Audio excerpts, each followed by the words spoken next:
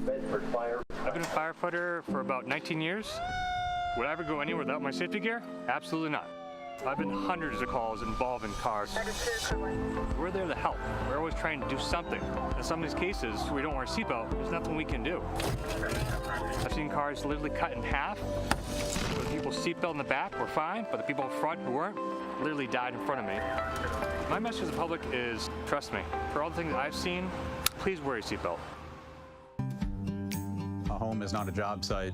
It's your home. It's where your life is. It's where your children are, your family is. At Heritage, when we come out to your house, we really view ourselves as guests in your home. We'll call you ahead of time so you know we're coming. We'll present all the options to you so you know what choices you have. And we want to make sure you're completely satisfied with all the work we've done before we leave. Why do we do it? We believe it's how we should respect you when we're invited to your home. Every day is different. You don't know what type of call you're going to get. We just gotten on scene. All of a sudden there was just a bang. The driver was going about 80 miles an hour. I was on 101 in Exeter, New Hampshire. Was struck on the left-hand side by a car. The reason we're out there is safety for the motoring public. We need everyone else to make sure that we can be safe. Please pay attention. Move over. There is a law for a reason. You guys slowing down, moving over is the most important thing for us. We all have families and everybody wants to go home safe. When I see the business, I see the business through the lens of serving people. So how can we come alongside of our customers and make life better for them? And then how can we meet some of the greater needs in our community? My aspiration is that Heritage would continue doing that it would always put people first. Personally, I don't know what else life is.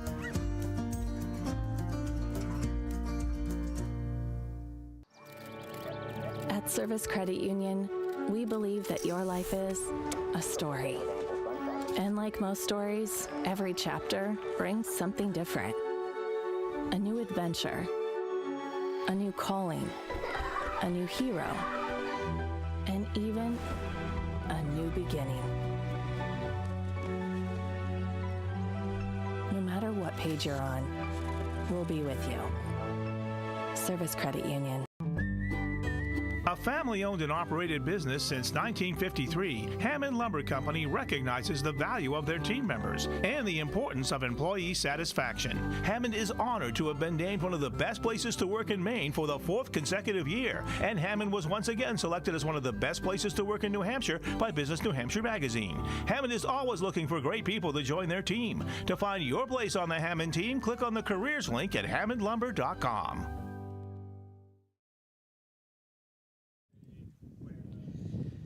Good afternoon. This is New Hampshire Track and Field powered by Marathon Sports, coming to you from the 2025 New Hampshire Meet of Champions at Oyster River. Today's Meet Hub brought to you by Tim's Truck Capital. We've got a view right now of our pole vault pit. These guys look to still be doing their warm-ups, but we wanted to make sure we were live, give you as much of the action as we could prior to the track events starting in just 1 hour from now.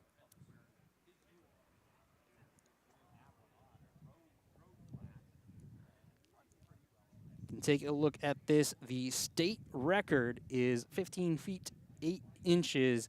Don't think that's going to go down today. That was set back in 2002. Our top seed in this event is going to be Alex Connor of Co-Brown, coming in with an 11.7 mark. Also at 11.7 is Nathan Megalori of Pelham, 11.7. Excuse me, I'm going in reverse right now.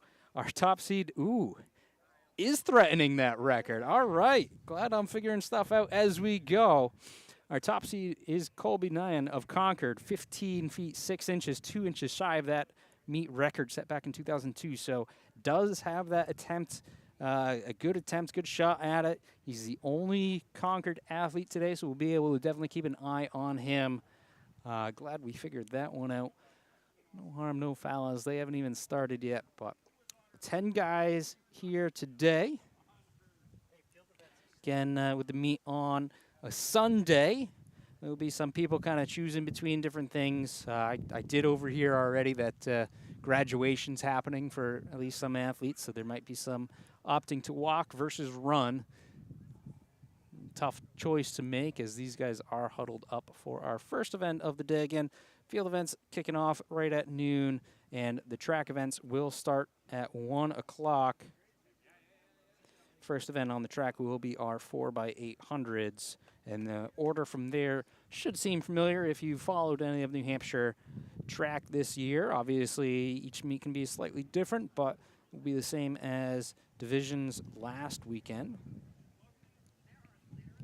Kicking things off all around the facility right now is, like I said, boys pole vault in front of us. There's girls high jump going on, girls long jump, boys long jump, girls shot put, boys discus, boys javelin, and boys shot put as well.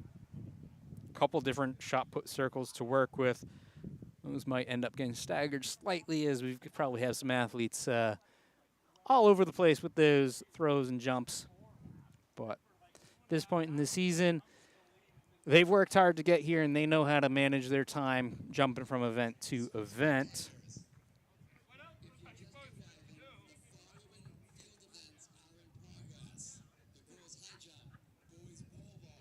So some of this stuff we'll end up talking about, preview stuff we'll talk about as kind of the events come up with it. But while we do have this time just waiting to get things going, again, this is New Hampshire Track and Field. So at the top, but worth mentioning Marathon Sports as well. Huge shout out to Marathon Sports, providing helping with all the coverage this year. If you haven't checked them out, same thing. All the runners' allies were Marathon Sports, and they have been for forever. So it's the same store, same people. We'll actually have at least one employee on today. He got off of work to come work this instead. So he's got some good insight on it and all the different cool things that Marathon Sports has going on, including run clubs. So if you haven't checked them out, be sure to do so. 3 locations in New Hampshire: Manchester, Portsmouth, and Concord. We've got locations all over New England as well. A ton in Massachusetts. We've got Providence, Rhode Island, 4 or so in Connecticut, and a couple newly added ones up in Maine. So a lot of locations to check out. You can check out marathonsports.com for all those locations. And it's really important to go in person. You can obviously buy all the stuff online as well. Both are good. In person is an experience unlike any other. If you've never been fitted, gone through the fitting process, the right fit process that Marathon Sports does, they make sure you're walking out of there in the correct pair of shoes, and they stand behind that as well. So huge shout out to Marathon Sports. Obviously, huge shout out to Tim's Truck Capital as well, sponsoring us again. We also see that NFHS network up there. We're doing a syndicated feed with them, so shout out to them as well. Hoping to have a pretty good day, good production for you today. Weather yesterday was rainy, stormy, awful, so whoever decided to put this meet on a Sunday months and months ago, they knew what they were doing, because it would have just gotten postponed till today anyway. So glad some people were able to plan a little bit better for it. And it does look like we have our bar up for the pole vault.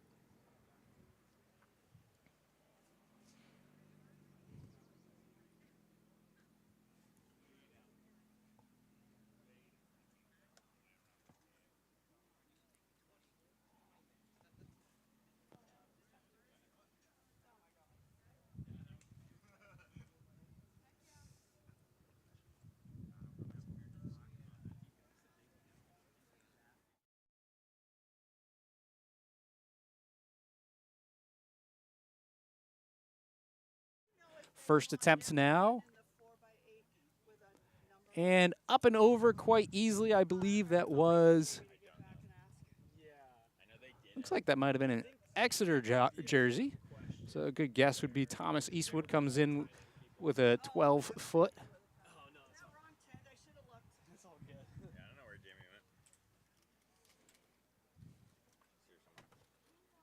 And then this looks like it's probably a Portsmouth jersey. Portsmouth with a pair in it. Kelly with a lower entry height, 12-1. So this is probably Kelly going now. Up and, oh, plenty of height, easily over, but did hit it coming down. So that should be an easy correction for Kelly going forward. It's going to be Sauhegan up next. It's going to be Owen comes in at 12.6. Junior, as that bar gets reset.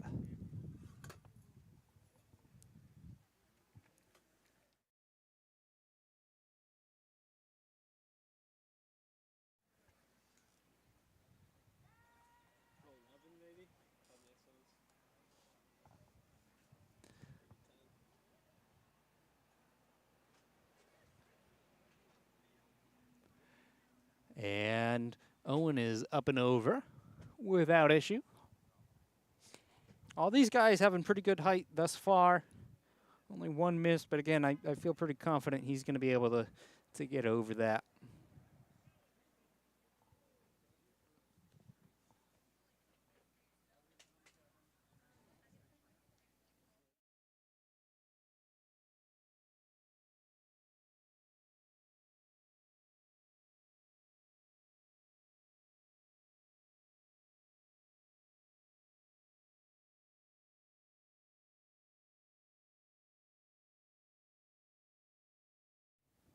I believe this should be Exeter up.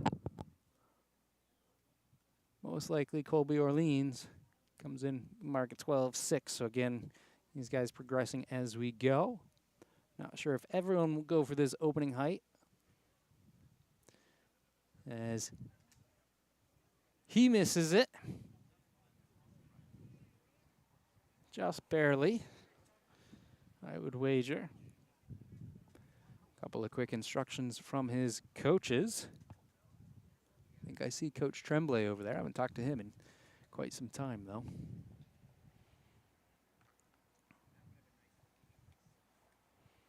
Looks like Portsmouth is up. This will be Leo. Comes in 13 feet. So a couple of schools with some repeat athletes.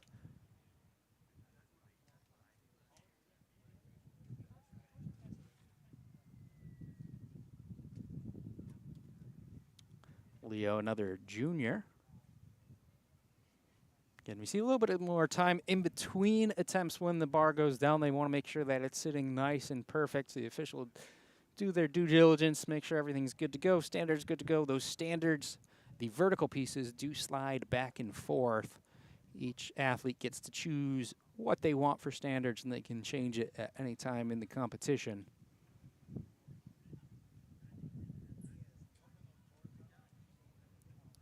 I often see athletes have a little bit of a routine, get their rhythm. Challenging to do is they've got a little bit of wind in their face today. Leo with the attempt. Up and well over. Plenty of height. Not the best form I've seen. Can work on slowing it down in the air, but I cannot critique that because that is much better than I can do. I know what's good and bad about it, but the fact you got it is well above my standard, so nice job with that clearance.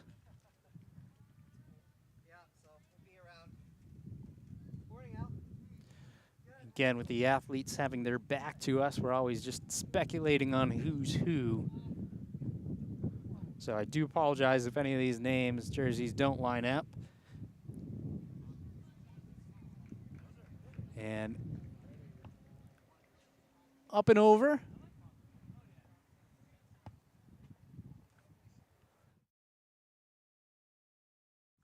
I think that that might have been Kelly at Portsmouth. Not sure. I know Lebanon also has a similar jersey until they don't. See, some of these teams switch things up as we go. But this should be Colby again, I believe.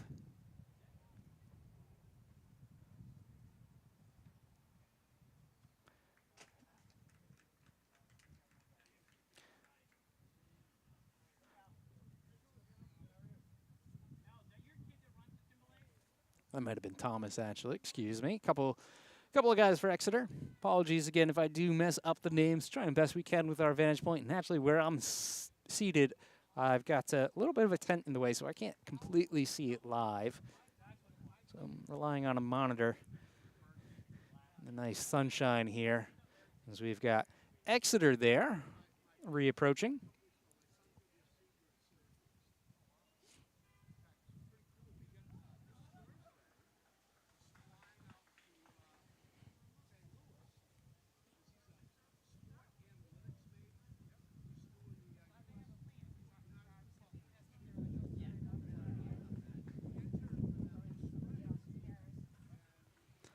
Again, I said a little bit of wind. I'm feeling wind in my face. I'm facing the same way they are going. The flag just beyond them to the right is pretty motionless, though. So I think it's a lower wind. But if they're running into it, that can definitely have an impact, especially if it kind of picks up as they go. Nothing they haven't seen this year already. Of course, with a lot of Saturdays having rain, pole vault, one of those events, one of the only events, you know, with rain, you definitely want to call it off. It's definitely the first one to call off when you're throwing around some of those big, heavy implements, too. Those generally will get put on hold for rain. So rain they won't. Wind, you got to take what you can take. As we have Exeter again on the runway to take their next attempt.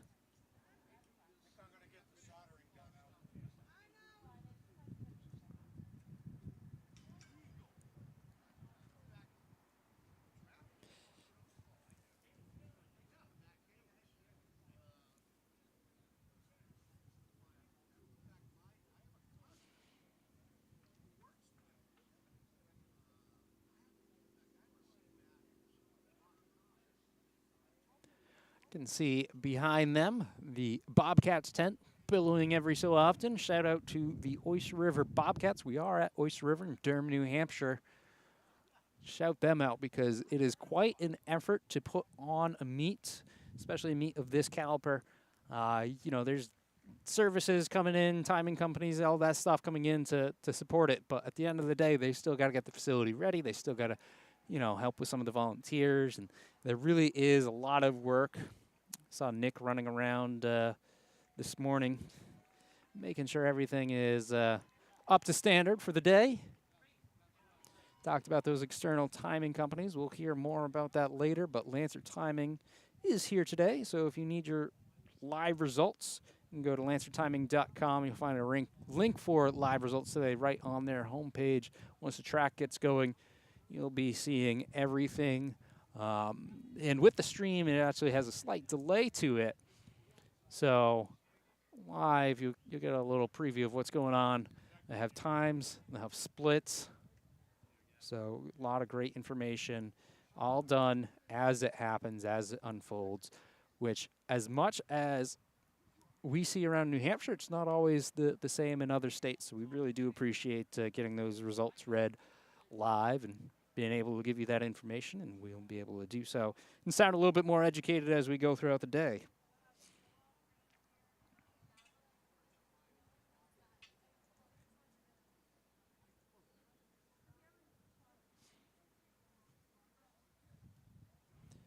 Again, making sure that crossbar is perfect. I'll probably get a little bit more efficient with it as the day goes on. But want to make sure it's flat and against the back as we see this attempt.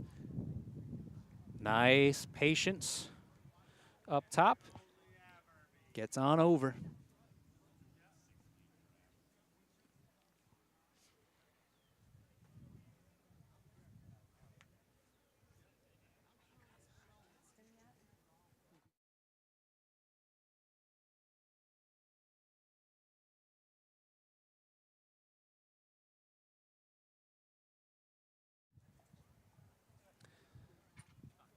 Should be Exeter again here.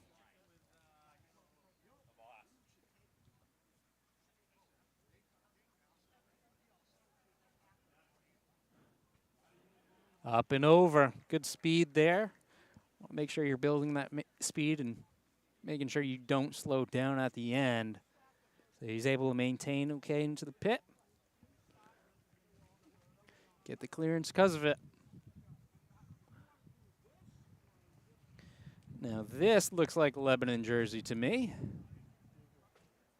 Raiders on the back would be Lebanon, which means that this is the senior, Nicholas, from Lebanon. Came in 13-3.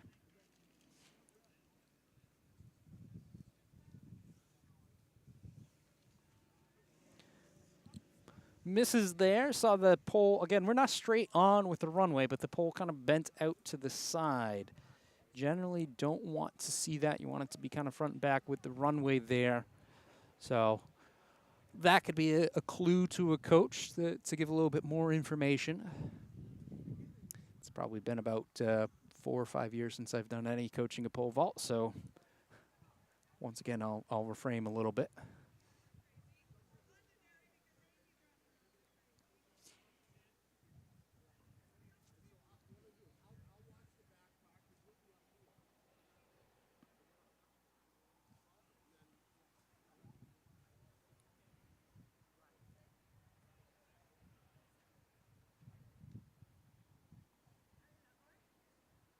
Up and over.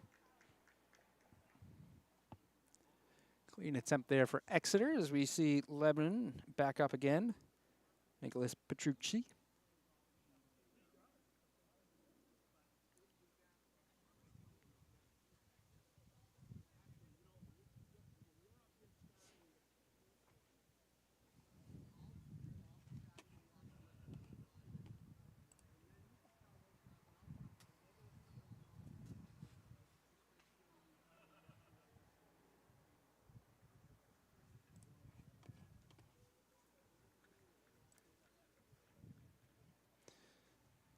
Saw a little miss there.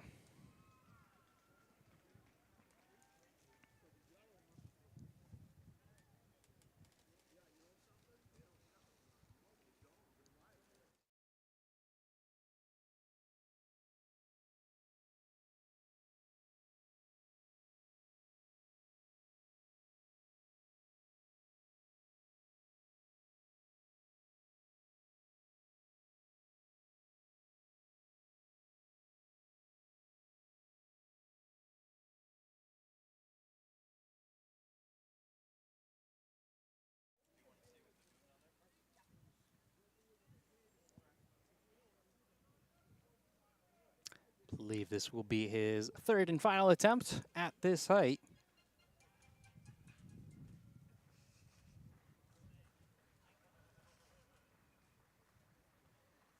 There we go. Plenty of height to it.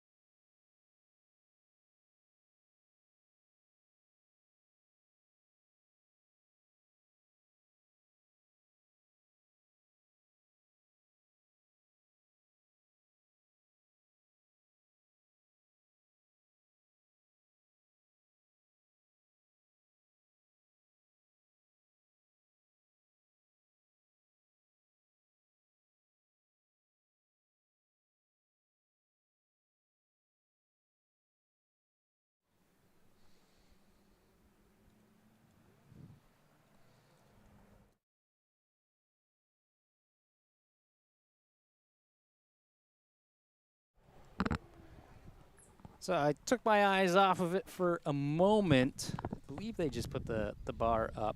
Took my eyes off of it because I bring it on someone else who definitely knows a ton about pole vault, right? So Jonas Not too Teeter much. gonna join us for some commentary for this, and he'll stick around for the track events, which is even better, a little bit more of his area of expertise. But it's always fun to see what people got when it comes to pole vault. Yeah, yeah. Pretty interesting. I've loved the event of pole vault for a while. It's a very interesting event, and it takes so much strength, but also lots of speed to be good at it. And I've always loved watching it. Yeah, it's definitely one of those things where, you know, your ideal pole vaulter is one of your fastest sprinters, and then, you know, ultimately it's like, oh, by the way, you also have to run with pole and do some stuff in the air and get your drive going. So it's a really technical event, and a lot of the more successful pole vaulters that we've seen on the high school level in New Hampshire in years past, it's been, yeah, it's generally the only event that they do, or they'll do a couple others. And it's not because they can't do the others, it's because time-wise, majority of their time goes into doing everything for pole vault. Yeah, exactly. I believe this is a Portsmouth athlete right now. I think it should be Kelly. Up and over, nice and Very easy.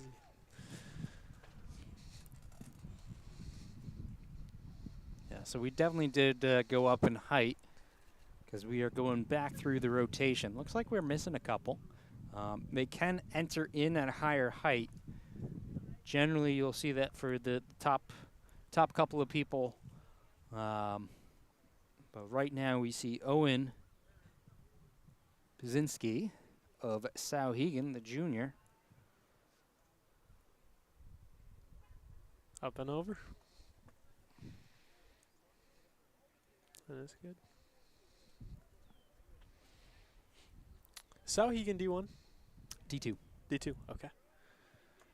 Yeah, I always known Sauhegan's been a really good team at both track and cross country.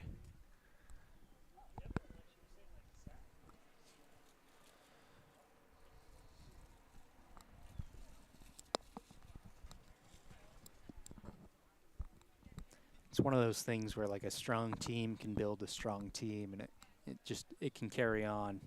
Yeah, exactly. Which is why you'll generally see a lot of the same teams kind of up in the mix, regardless of the school population.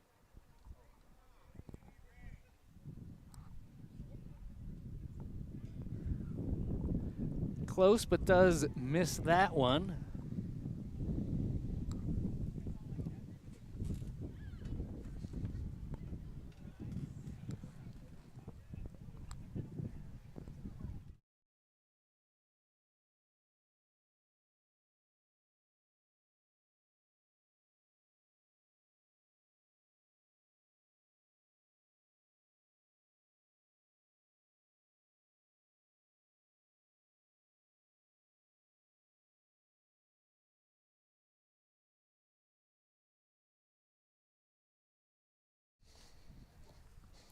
Another Portsmouth athlete.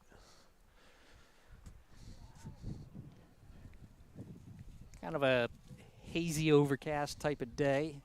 Sun poking through. I imagine the haze we're seeing might be wildfire related. I know that was issue a couple days ago, and then yesterday admittedly didn't give a thought with all the thunderstorms rolling through. Here's his attempt.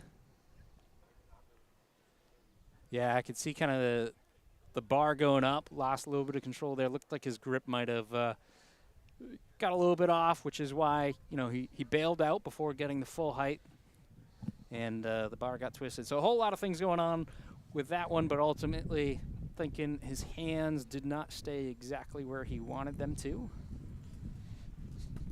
If anyone wants to correct me, feel free to.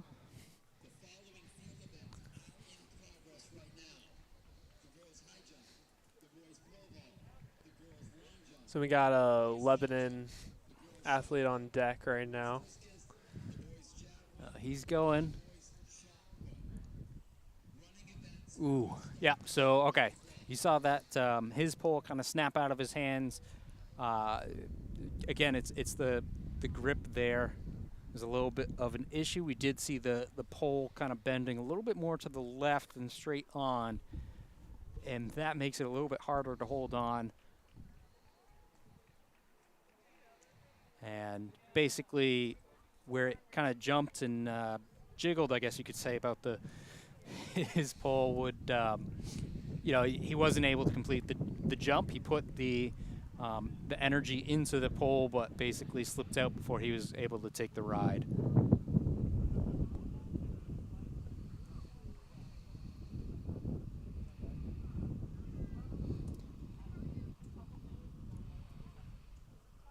again, nice job to all these guys just being able to qualify to get here. This is the final meet of the season in New Hampshire. We've got New England's next week. And, of course, there is also one more high school geared event. As we see a little bit of miss off to the right. Again, where they land, too, can also be an indicator. Ideally, you're landing right in the center of the mat, so anytime you're landing off, you know that's something that you can work on, you can coach on. If you miss and you land in the dead center, it gets a little bit more complicated, but that's a pretty obvious clue to him and his coach there. One more event after New England's would be, obviously there's some national stuff going on, but in New Hampshire, you've got your decathlon, heptathlon at Nashua South. It's been going years and years. And as someone who competed in it 2 years, I do wish I competed in it 4 years. It is a ton of fun. It's a long, long weekend, but it is a ton of fun, and you get to know, a good group of athletes as well as you kind of compete alongside them, and you always see someone in their off event. Yeah, I would definitely say, if you're good at pole vault and can get over a hurdle, then go ahead and try for it. I've had a lot of friends at my school do it. I used to go to PCA. A few of my friends would do it, and as long as you're good at pole vault, you can do it. So, but honestly, even if you're not, you can capitalize on the other events. 100%. Why not try it out? Yeah, no, like I said, someone's doing their off event because it's for decathlon, on the guy side of things, it's 10 events. No one is training for 10 events throughout the season, at least not the 10 events given to you. So I was a sprinter. I did fine with the sprints. My hurdle form, not good, but I was fast in between, so I was okay there. Jumps, I was a jumper as well, so I was okay there. Pole vault was a little bit new. Fortunately, I had the speed. The throws, anyone could guess if they looked at my my body physique in high school. Throws were my issue. I did okay, but yeah, I definitely relied on some of the other disciplines, and I was not the only one who was not a thrower. As we see, not a bad attempt there.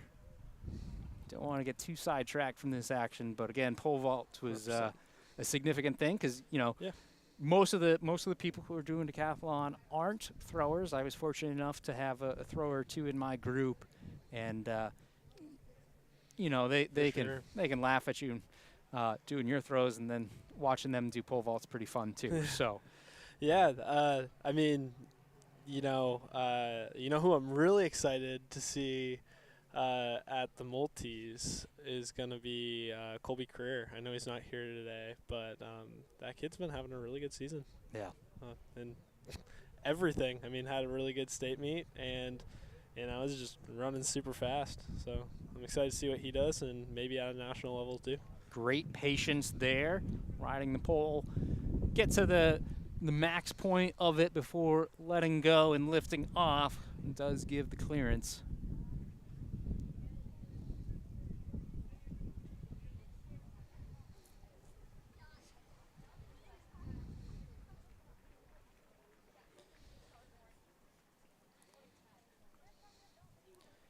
And we can go ahead, turn our clock on. Obviously not going to see a boys 4x2, but bring it up only to look at the time on the track, 12:30. So we are a half hour away from getting our track events going in what should be a fun and fast day here in Durham, New Hampshire.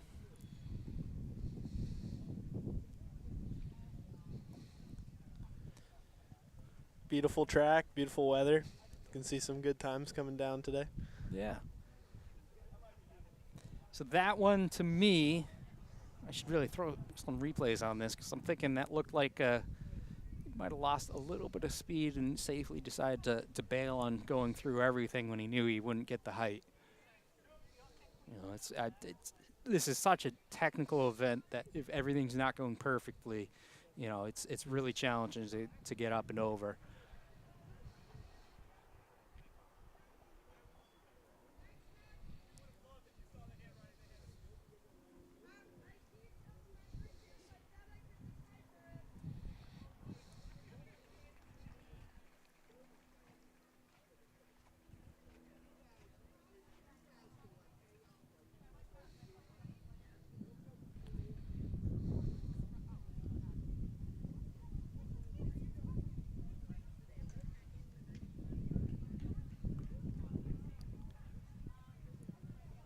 Good attempt there. Can actually pull up that replay.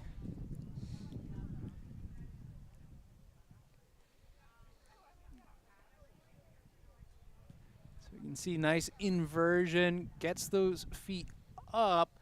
Looks like legs start to go over before, again, the full height from the pole there. Again, the more technical this gets, the worse of commentary I'm going to give, so just be aware of that. But to me, that's what I'm seeing, and I, again, as we mentioned, by no means am a pole vault expert. And I'll tell you, when I coached it, I definitely did not coach it from this angle.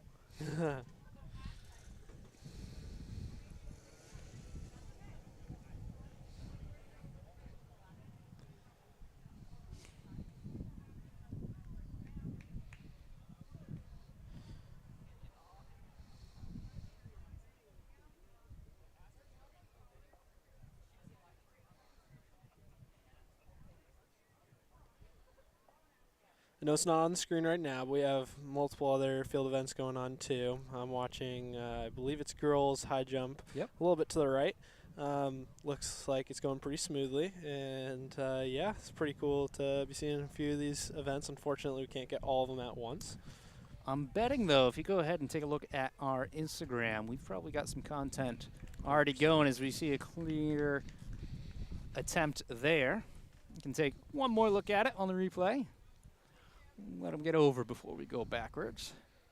You can see that excitement, too, in the air. He knows that he's happy. So we'll go backwards and see just how it happened.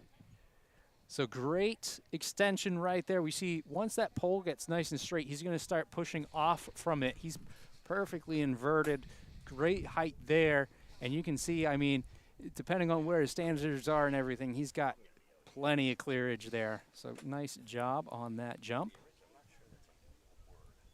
I don't know if I've done a replay on pole vault before. I am wishing I had, because just being able to look at it a little bit slower, it makes it a lot easier. Again, as a coach, you know, you can get a video and watch it back, but this is a whole different ball game right now, and pretty fun to see.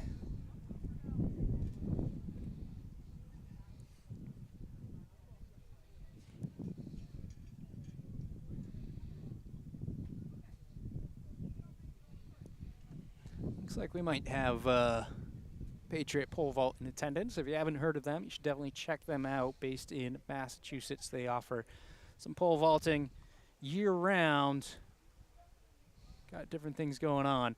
And we see a nice clean attempt over nothing. That's because he is warming up to come in. Has not started his vaults yet, and because he's coming in at a higher height after X amount, he's allowed to do a warm-up or two without that crossbar.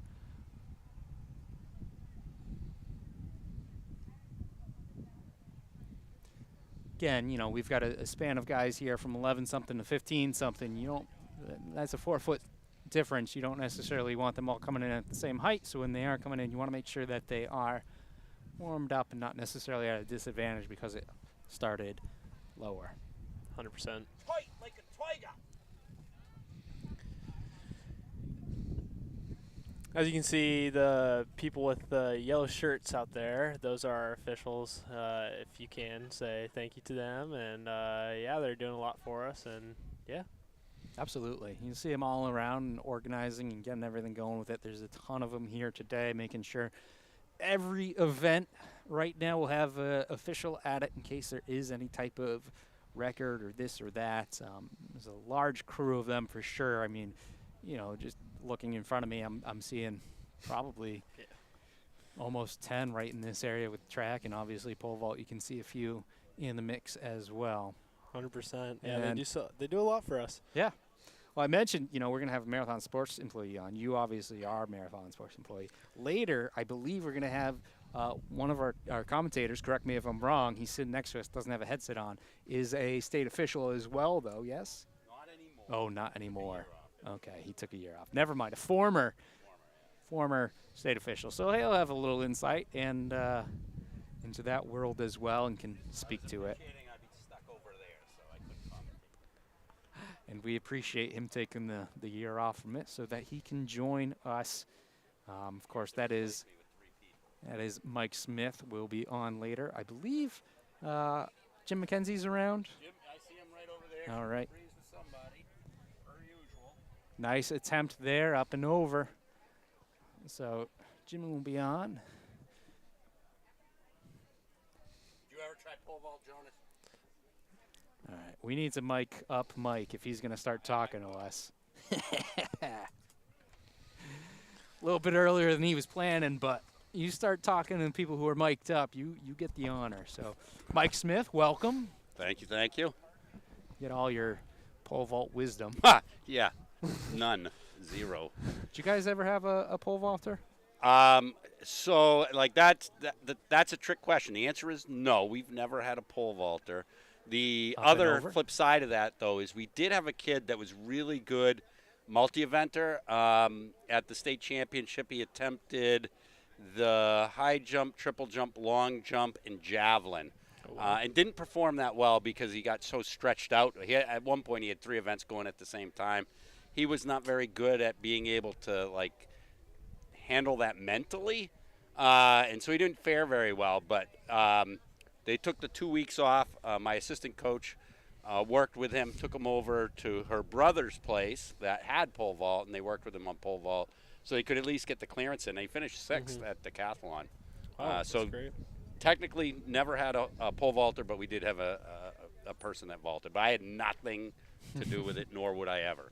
Yeah, way back, PCA used to have pole vault, but they don't anymore because they changed the mats regulation.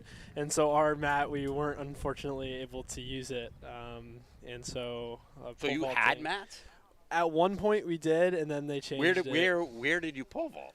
Honestly, I don't even know. Idea. It That's is before your time. I remember hearing the previous coach, Mike Chevenel, and he was like saying like, yeah, it's just unfortunate that they're so expensive to replace. But The fact that we've never done pole vault is both a blessing and a curse, right? Mm-hmm. A blessing because you don't have the money that you have to sink into it. You don't have to worry about poles. You don't have to worry about all of that stuff. And then the idea that the pole has to match the jumper, like that could change inside a 100%. season and stuff like that as well. But, the curse of that is if you don't have people in events at a state championship, you can't win a team title. So those are points we are forever going to give away because I didn't want to get certified, and there was no way we were going to make the expense of poles and stuff like that for somebody to try it out. 100%. So I mentioned them earlier as we've seen in other attempts. Patriot Pole Vault out of Massachusetts has been awesome, obviously, for training. There's, kids from all different schools will go to it as we see a replay here.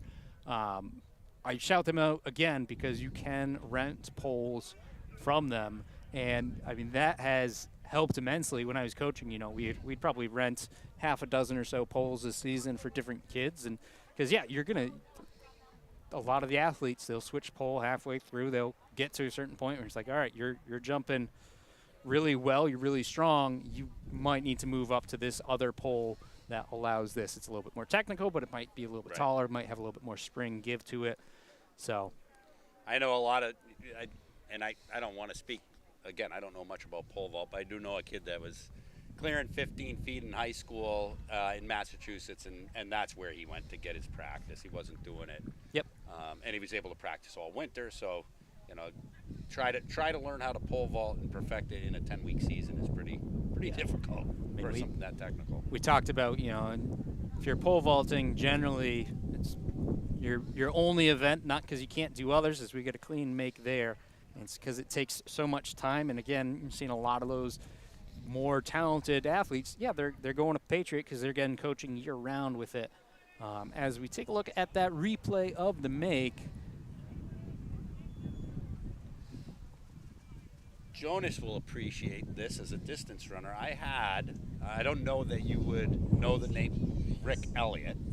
Sounds a little familiar. Well, so Rick Elliott was longtime coach at Hopkinton, and he's probably famous for making lots of statements. I'm just gonna call it lots of statements that I'm not gonna say they're bizarre or whatever, but he would tell you that pole vault is an excellent counterpiece to distance running. He said your distance it's perfect for your distance runners, and I can't remember what reason, but I think what it was is your distance runners are pretty much just going out and logging mileage, and then if they take some of their downtime or whatever and do some pole vaulting, I really think what it was is him trying to get points back at a time that in Division III, if you had any pole vaulters, you were going to score. Yeah, that sounds like a little bit of getting points and maybe some speed training for his distance kids. Maybe. I think that's what it is. It didn't go any further to convince me to start having our kids pole vault. They pretty much just focused on distance. Again, you look at, like, to me, I equate it with sprinting. You look at Mondo. Like look how fast he is. Carson Warholm. Yeah. Mondo's the Swedish guy? Yeah, sure, if you want to say that. His dad's was a champion vaulter, and he spent one season at LSU. So he says American as American can be, but he has Swedish in him. And it made, I'm not saying anything wrong by it, it made sense for him to. And hey, he's doing really well. I mean, world record after world record after world record. I guess you can't say much. Yeah, it's there's some like thought behind it too, because each one that you win, right, or each world record that he sets, he gets like bonus. some huge bonus. So it he just always goes up by a centimeter. Oh yeah, dude, I'd milk it too. I mean, that's smart. It's a strange way to look at the sport, because that's not the way you look at it from a running perspective. Yeah, right? You're going to run as fast as you can, as quickly as you can. But exactly.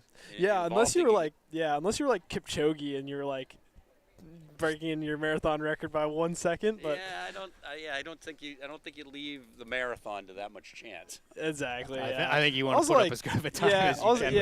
Yeah, and the marathon's like, you're running for like 2 hours for those top guys, so it's like you're still like practically just 2 hours now. Yeah, so you're doing it for quite a bit of time, whereas pole vaulting, you could start at a higher height and do it. Wow, and the thing is, he goes out and beats everybody at the meet, and then chooses what his next height is. Yeah, exactly. There's a great video compilation of him, because he got started. They had a pole vault fit in his backyard, and I don't know what age he starts at, but they have video footage of his highest height at each of the ages, and it's just crazy to watch the progression. Oh yeah. And again, he was crushing heights in high school that would win college meets and stuff like that. So, getting to my favorite time of the day. Clear the spectators from the infield. 15 minutes till track events. Starts out with what I'm going to consider one of the greatest relays in high school sports, the 4x8. Because it's pretty hard if you're a small school to put together good 4x8 teams, because you need 4 guys that can run 800 pretty quick. Exactly, yeah. Last year we put our 100-meter sprinter in our 4x8, and well, it's funny that you. You shouldn't have said anything. I was gonna say, it's funny that you say that, because I walked past Zach Emerson, former Hillsborough Deering D3 guy, and I remember at a Merrimack Valley invite, he stood in on their 4x1 team. So that was pretty wild. I'm like, is this going to be, I said, what are you doing running the 4x1? He's like, they didn't have anybody else to do it. Yeah. Yeah, I as has been told too many times on these broadcasts, I found myself in a similar situation in indoor, like sophomore and junior year. Running 4x8. 4x8. I was going to say, because that's the opposite. It's typical for you to go up to an 800. Yeah. No, it's, I mean, it's one of those things. It's like you need someone to do it. You had enough range. I don't know about that, but I had some strong teammates. Yeah. Well, having some strong teammates that you have to live up to is a great motivator to run well. I think, we talk about 100 athletes doing the 4x8. I think it's interesting to kind of view the strategy behind it and what leg they go on. I always wanted to be the first leg because it gave me someone at the pace, someone to work with, and someone to slow down on the corners, because I'd be that jerk. But I mean, I've looked at it a million different ways. Again, we used to make up our 4x8 teams with 2-milers lots of times because that's what we were good at. And we'd have maybe like one 800-meter guy on there. And so lots of times it was kind of dependent on how fast those guys were. And so sometimes what we'd really like to do is put our guy that might be a solid enough runner but wasn't a very good pacer. We'd like to put him in the second leg so that we could give our first leg, deliver them with some traffic to run with so that they wouldn't either jump out and start chasing too hard or be left in no man's land. So we just had a miss and a little bit of a scary one. So we'll take a look at kind of what was going wrong. You see that pull off to the side, body starts going off to the side. Looks like they are okay. You can see the landing does land near the standard. Able to get up afterwards though. So thinking all right there, but definitely can be a scary one. And again, another reason why not every school has pole vaults. That is a good reason. So I don't like replaying stuff like that. The only reason I do it for pole vault is so that the athlete and the coach can see, okay, this is what happened. This is what we make sure doesn't happen ever again. You know, someone goes down on the track. I'm not going to replay that over and over. But for this, where it is, you know, he looked okay. NASCAR? And no. So we see did land on that standard, so they're making sure everything is good there, taking the time with it. Well, that's the other thing with pole vault and stuff as well. There's a lot to it. Standards move. You know, the heights are different. You know, there's the whole planting in the box and all of that stuff. So those are things that you're gonna have to worry about as a coach. Yeah. Like where do you move the standard to? What's the appropriate one for your athlete and things like that. So it's a whole different ball of wax. There's a reason you get recertified for it so often. Absolutely.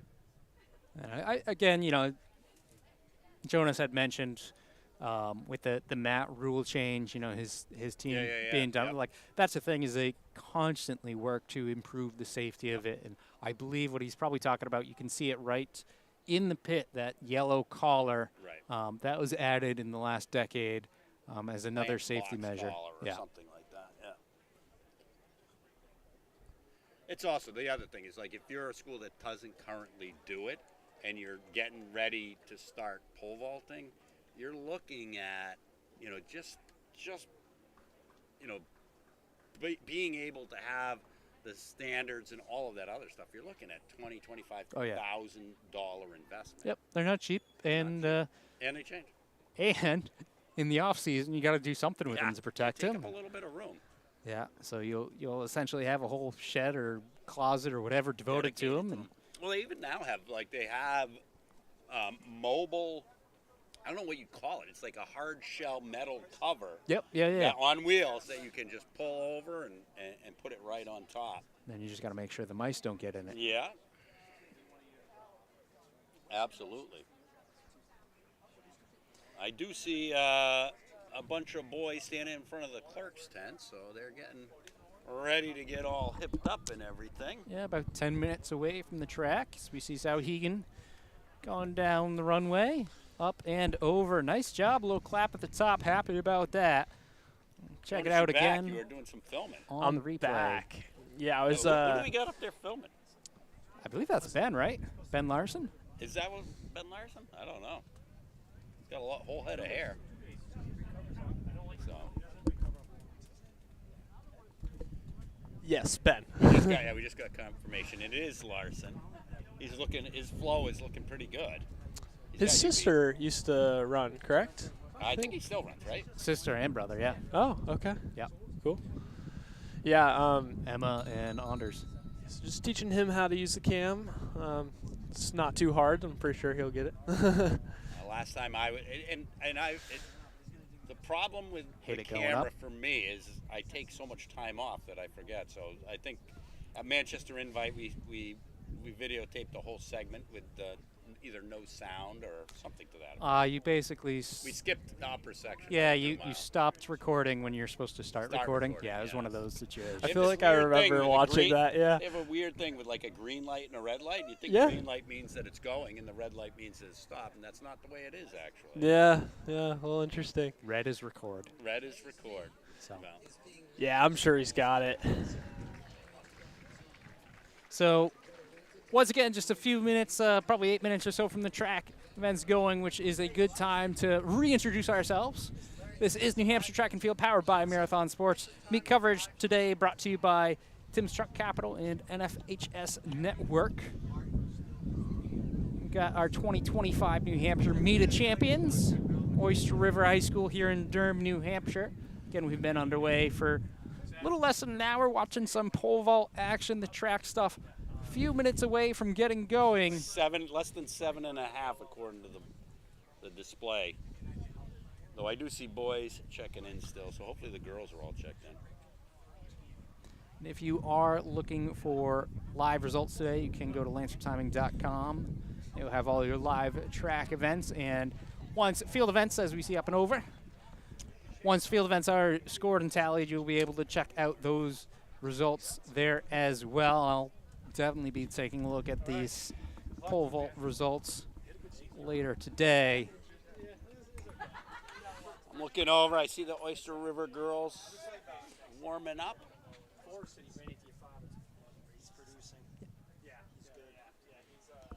Looks to me like they might not have all of their fastest girls in there. No surprise to me that Mackenzie and Haley might have different concepts of what this is going to mean for them, where it's a more individual sort of thing. Yeah, I mean, Meet of Champions is not scored. Nope. But it is a qualifier for New England's. Right, and they're going to want to be, not that I don't think that they would qualify regardless, but they want to be on their A game, because the big thing about New England's is there's a lot of athletes at New England's, and you want to make sure that you're in the faster sections and things like that, if that's where you belong. I mean, 6 from each state, 36. Yep. That's quite a bit. So positioning is very important as we position in one of our most important commentators. Oh my Lord, I don't know about that, but I said it before you had the headset on. Well, so he's also standing on the cord. Yeah. He's got his strengths and weaknesses, just like everyone else. Jim McKenzie, welcome. Welcome. This is going to be a good one. Perfect day. Yeah. A lot better than yesterday, huh? If it was scheduled for yesterday, it'd end up being today anyway. So yes, it all works out. Flag is sitting there, nice and droopy. Yeah. I wonder how their graduation was yesterday, because that's why Oyster River's graduation. Oh wow! Here today. They go inside. I don't know.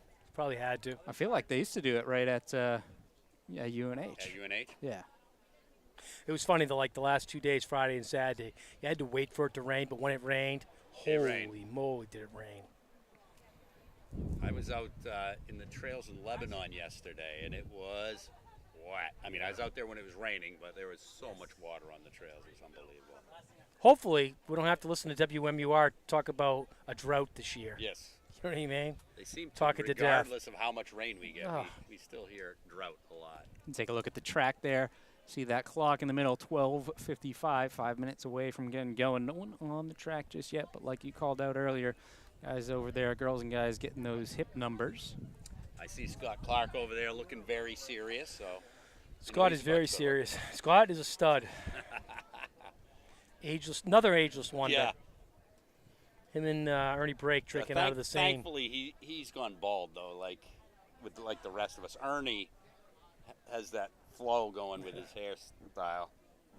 I don't know how. Did you ever see? So Jay Smith, who does our photography. Yep. So Jay Smith sent out to a group of us one day Ernie Brake back in the day when he was the lead singer of REO Speedwagon.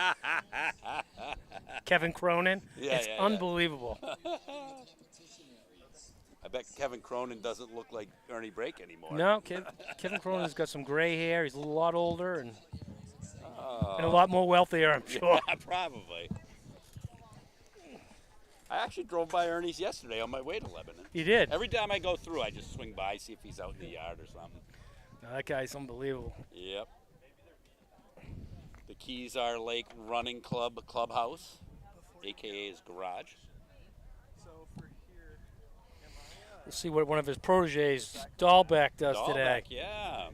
See if he can give Samar a run for his money. I was gonna say he ran a fantastic 1600 last week. Thank you. Not quite as fantastic 3200, but I don't think he really cared at that point. No, I don't think so either. He even said that actually. He's like, that's the one that mattered to me. So. Yeah, that mile's probably going to be one of the more interesting races today. Be interesting to see how it goes out. Yeah. I actually was walking by Peyton Joslin's tent. Yeah. And no, he's no joke. He's good. Well, I was going to say, good play in his hands. Unless somebody steps on the gas. Yep. He knows he's got a good kick. He's got yes, sir. Kick. Yep. I mean, Samard's been having a great year too. Yeah. So that'll be a very fun race to watch. And interestingly enough, Samard supposedly was ill last week. Yeah. Had some sort of tooth issue or something like that. He did. Yeah, which is when you saw him finish the 2 mile last week. Yeah, he didn't really get. He never got in the fight in the 2 mile, so you probably knew something was up with him because he usually sticks his nose right into it. Yeah. If he's going to bother, he's generally going to bother. Oh, baby, here we go. Right. Just like clockwork, I'm going to say. 2 minutes in advance of actual start time, Scotty Clark yanking them out onto the track, making sure we're ready to rock and roll. So the 12 teams we have today is Exeter, Oyster River, Hopkinton, Pinkerton, Concord, Elvern, Londonderry, Merrimack, Portsmouth, Hanover, Goffstown, and Sanborn Regional. Exeter's coming to break a record. The record's 9:15. That's our state record. And I'm looking down the fence line and trying to check out the Hopkinton lineup as well because they're pretty solid. I see that they're going with Maisie Emerson. I'm thinking that's probably Maisie Emerson swapped for Maddie Lane.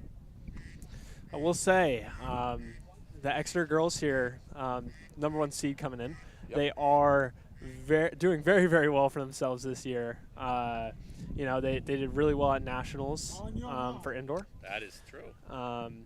And I have some insight on the coaches. The coach did say yesterday, he came into marathon. He did say that he is. They're going for the state record here today, so that'll be pretty interesting to watch. And it looks like at the break, they and Hanover are up at the front,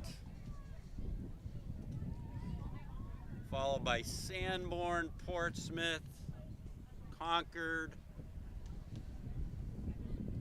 and the rest of the teams that I can't really see because they're all together. Yeah, you can see Exeter's taking it right out. Yep. Look at that. Well, if you're going to get a record, it pays to run fast. 100%. 100%. And there's no sense waiting, right? It's only 800 meters. So this state record was 9:15:02 back in 2011. So I'm going to give you guys a history lesson. Oh, boy. And it didn't come from me. It came from another friend of mine, PJ Bottomley. The actual fastest time ever by a team is 8:57:49. Manchester Central back in Nationals, 4x800 back in 1999. Wow. So national records don't get counted. Right. Because they're not sanctioned. That's the all-time fastest. So I do want to give my shout-outs to them, also to BJ. That is the fastest ever. But the record, as it stands right now, is 9:15:02 by that Bishop Girton team. So a lot of times you'll hear of people running faster. Right. But they don't necessarily it's not the count. state record. Right now they've got almost 20. They got 25 meters anyways, almost 30 on the field. Oh yeah. And I mean, you're looking at Hanover and then Concord. Like, those are legit teams there. Legit teams. We've got one of the Paternas taking it next, right? Looks like it, yeah. Yep.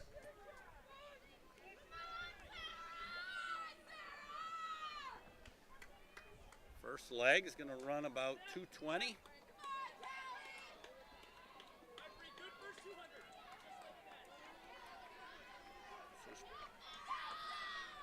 Here comes Raza of Pinkerton to bring Pinkerton in at 4.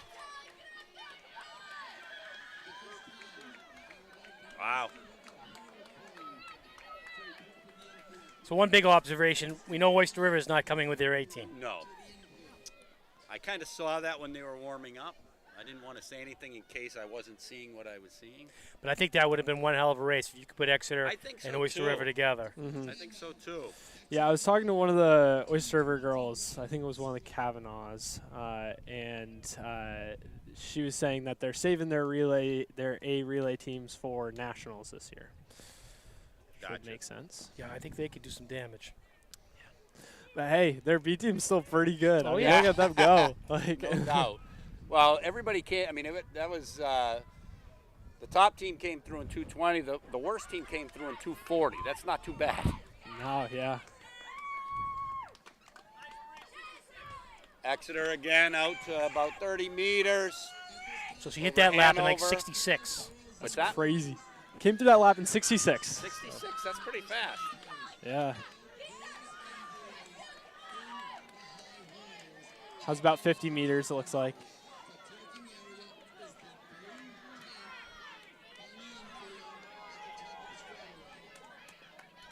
Got a nice little battle here right at the back between Hopkinton, Looks like Oyster River. Oyster River, and Goffstown. Yeah, looks like that. I'm trying to figure out who the Grizzlies are. So. Grizzlies, Goffstown. Yep. Probably would have been smarter for me to just look at who's standing on the line for the exchange.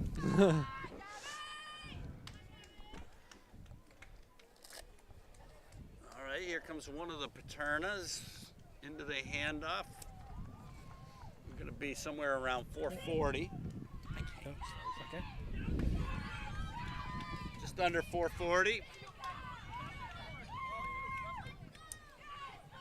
Hanover still in second, but the lead has grown to more than 50 meters. Pinkerton in third currently. Concord fourth. Londonderry fifth, and that's going to be Merrimack in sixth at the moment. Getting run down by Alvern and Portsmouth, though. Solid second leg by Maisie Emerson of Hopkinton. Not bad for a true 2-miler. Handing off to Reese Bove, who had a fantastic quadruple last week. Rough 1600, but held on to add to the insurmountable amount of points that Hopkinton ended up with. I don't remember what it was, but it was a lot. Exeter through the first leg in 5:41.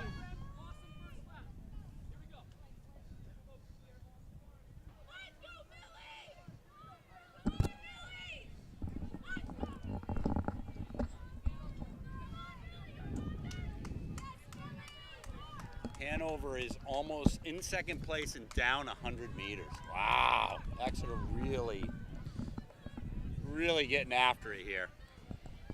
Pulling right away. 100 meters is pulling away, I would say. Yeah. And Hanover's got a good team, too. Yeah. Oh, yeah. One of the best. Shows you how good Exeter is. Wow, Hopkinton moving up. I think they just moved into fourth. They had been sitting in a tie for last.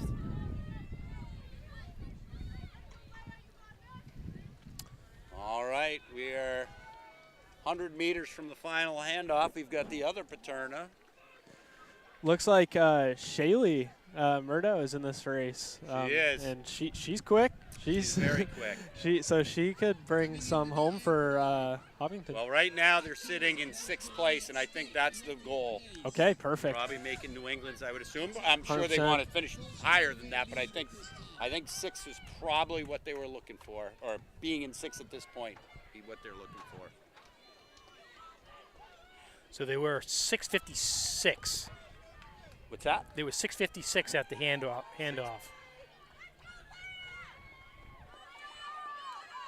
Leah Perard taking the anchor for Hanover.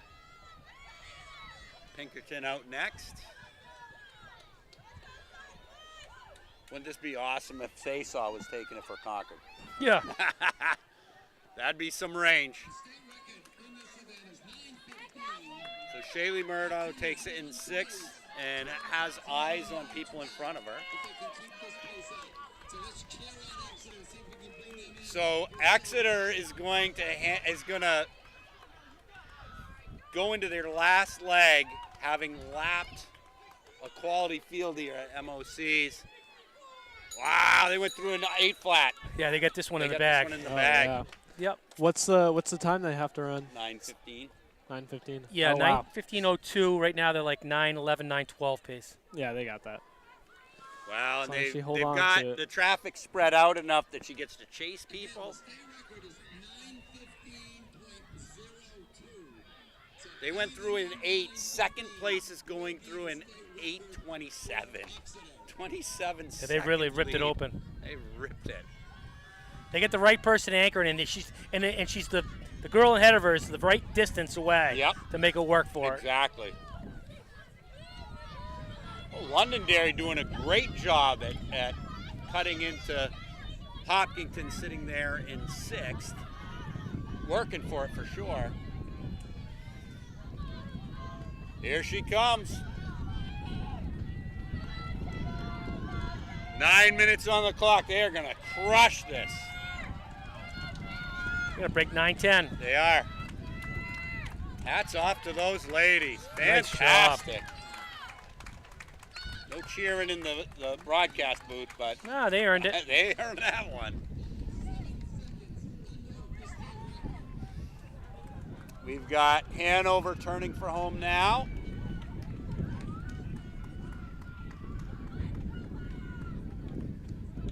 Hanover girls cheering on Leah Perard. Pinkerton now coming onto the straightaway. These are the best teams in New Hampshire. And Exeter wins that by 33 seconds. Pinkerton in for 3rd. Concord's going to have 4th. Shaley with a great anchor leg coming in 5th. And we got a great battle for that 6th spot. It's going to be Alvern taking this, headed to New England, followed by Londonderry. That's awesome.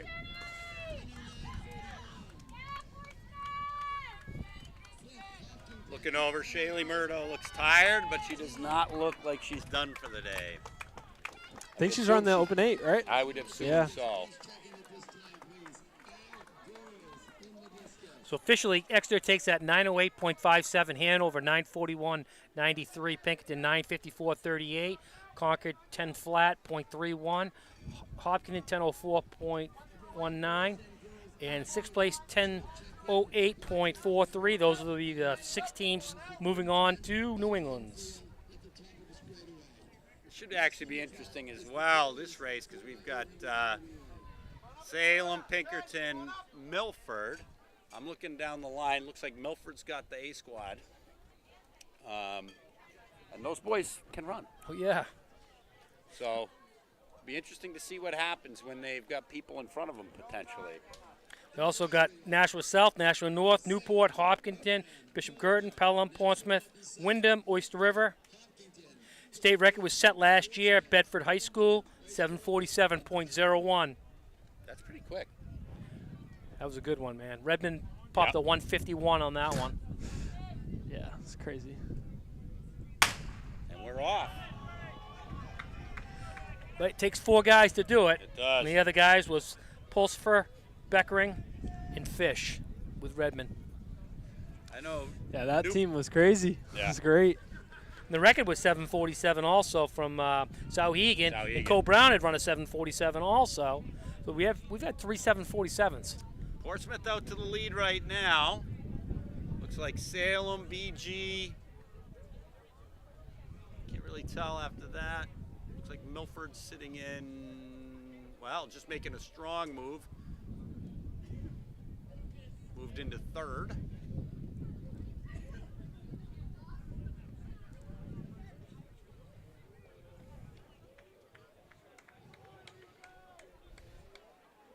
Looks like Portsmouth took the lead there. Yep. Salem moving to the front now. Milford stalking. BG, North, South, Pinkerton. There's Newport. Newport won last week for Division III. They had been hoping to break the Division III record, so they should have an option to follow people this week and potentially do so. They came through right at 101, or one flat, right around that angle. And Milford to the front, like hard. Putting it away. Trying to, anyways. Yeah. It's a long race, so. Well, we're not really in the front. Salem's still there. Yep. What? Salem's just a little bit further out. Oh.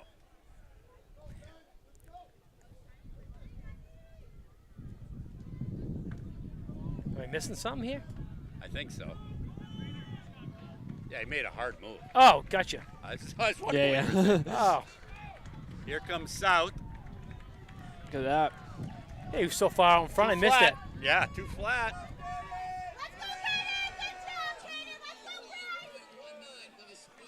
So the Tigers are Newport? Newport, yes, Yes. and they're sitting in Nice. what? 1, 2, 3, 4, 5, 6. They were ranked 6th. Milford will They be would hard love- to Milford will be hard to beat if they get much bigger a lead. Well, and that's a pretty good lead. They're countering at the end with Korthals and Whitley. I think Whitley, Korthals probably. Both is of the those quarter. those guys can hold their own. And they're tough. I mean, there might be kids that are out there that are a little faster or whatever. These guys are tough. I don't know if it's because they're, from a stone cutting place, just like what was that movie? It was about biking, and it was stone cutters. They used to get a hard time for that. But anyways, they were tough kids, and Milford's the same deal. Salem's Breaking catching. away. Breaking away. That's right. Awesome. Thank God we have fans here that know more than we do. Oh, I That's just said pretty it, easy, actually. Right. I just said it too early. Now Salem's back in Salem front. moving. Yep. Newport in 5th. I actually predict the future. Well, he better get away, too, because, again, and he sort of is. I don't know. You're closing with two tough guys from Salem too, so this is going to be a good race. This will be. I think Brock James is a little bit more in his element in the 800 than he is a mile. I do, too. But, again, Korthals He's is got tough. good range, and he can run fast. You take a look at him, you think 2-miler, and he can do that.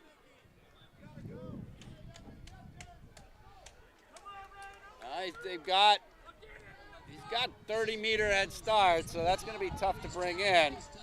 Hey, they're on sub-8 pace right now. That's Pretty nice. good. Sub-8 will definitely improve from any of these. Wow, Well, that's a 30-meter lead. That's tough. I think they're going to be under 8 with two guys they got closing. So.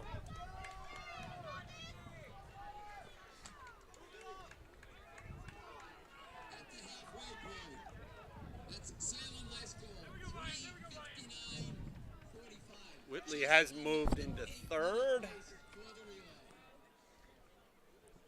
But that's a huge gap.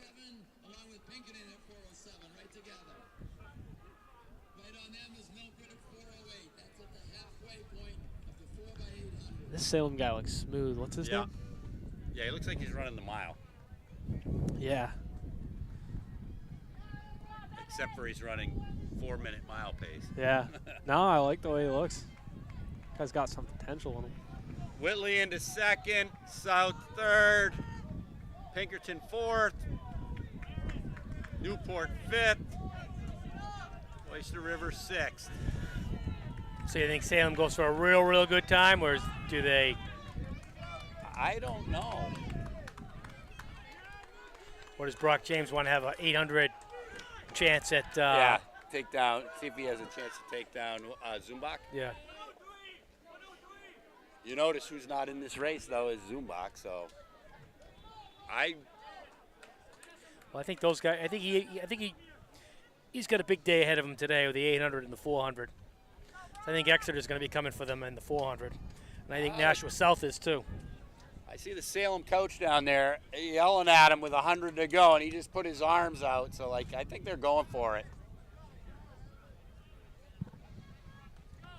right at the 8-minute mark.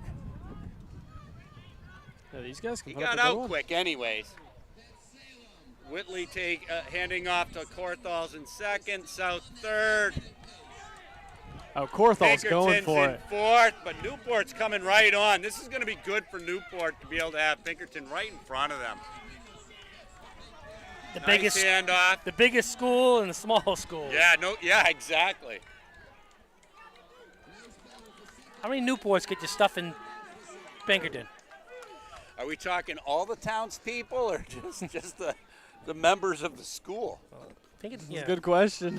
Members of the school. 4,000 to 400. Not that light. We're on broadcast. Oh, never mind. The guy on the mic is sitting underneath. Here we go, 6:58. So he ran a 58 on that one. Milford has closed the gap, but that is still a tremendous gap. Yeah, I don't think that's going to. Yeah, but he's going. Korthals is moving. It's looking real good. Well, and I don't think you can tell that kid to tone it down. No. No. Yeah. His coach could be standing there with 100 to go saying, lay off, and he's not going to do it. No, he's the perfect relay guy. Yep. Yeah, he'll gut himself. Newport's sitting solidly in fifth. They've got about 25 meters over 6. I'm sure they want to make New England's, and I don't think there's probably been a 4x8 from Newport that's I made would New say England's. never. I would guess that. So that'll be pretty So that'd awesome. be that would be great. Great experience. Here they come. It's possible. 7:49. Wind just picked up right in their face, but it's going to be tight. Should make it. There you go. Ooh, Just missed it. And here comes Yeah. Korthals. 8:00:22. So it's a very good time. South coming in for third. Oh, wow. Look at this. Newport trying to take fourth. This is awesome. Oh, look at him you go. said, biggest Look at school, Dick. Take smallest it. school. Oh, my Lord. You got to be kidding me. Newport takes that. It'll be Pinkerton 5th, and it'll be North 6th getting that last spot. 500 to a second. They'll remember that. No. I wasn't sure Newport David was Goliath. getting to the line. David and Yeah, Goliath. no kidding. No kidding. It's beautiful. That was super tight. So Salem takes that 8 flat, .22. Milford second, 8:12.85. Nashville South, 8:17.94. Newport, 8:28.17. Pinkerton, 8:28.22. Nashville North rounds it out, 8:35.56. Wow, That was a good one, huh? race. That was great. Great race. Lots of heart shown there. All right, they're getting set up for the boys' hurdles. Of course, this is the trial, so we go with boys' hurdles first, and then it'll be girls' hurdles after that. Reason? So we got 2 heats. Heat 1, we got Gavin Edgecup, Pinkerton, Nathan McGlory, Pelham, Cameron Lee, Cole Brown, Gavin Lombara, Monadnock, John Child, Pinkerton, Josh Kelly, Portsmouth, Wyatt Fagier, Manchester Central, Joey Marcotte, Elverin. So Lombara comes in, top seed in this heat, 14:68. I would assume you're going to see a little less work out of him this week, because I believe last week he was in the 100, the 200, He was in everything, the wasn't he? 110 hurdles, and 300 hurdles. And what, Monadnock, they finished second, I believe, Yeah. last week. Yeah. A big effort on him and Peyton Joslin's Joslin, yeah. shoulders for that as well. Is Peyton in both the 16 and 8? He's in the 16 and the 8. Yeah. While everybody would really like to see what he could run in the 32 fresh, as he, at Division 3s, he had the second highest seed, but by that point he'd already run the 16, tried to outrun Dahlbeck, and then won the 800, and then came back in the 2 mile, and it was not pretty. I think he finished 4th, but like it didn't look like he was having a lot of fun out there. So, and then came back and run 4x4. Yeah, doing the 32 definitely, as long as you have like a lot of like long tempos early season. You know, you can do the Triple Crown, but it's definitely you have to play your cards right. And Fair start, anyways. It's hard to do in a state meet, but we had a double state meet last division, so a little easier. Lombard out ahead barely. He will take this first heat. So Lombard takes that. Nice final steps heading into that finish line for Lombard. So Lombard takes that 14.78. He knocked out the Division I champion last week, Pinkerton. Child, 15.17. Kelly of Portsmouth, third, 15.30. Edgecombe, 15.62 of Pinkerton. Marcotte of Elvern, 15.91. So the top individual in each heat, plus the 6 fastest times. Heat 2, we got Ryan Jameson of Winnicott, Brogan Grzybowski of Co-Brown, Wayne Crowell of Keene, Colby Creer of Pelham, Nick Daigle of Salem, Oliver Gould, Pinkerton, Brady McCamick, Hollis Brookline, Dustin Westcott, Bedford. Colby Creer comes in with a 14-12. Creer and Lombard was a great battle in both sets of hurdles last week.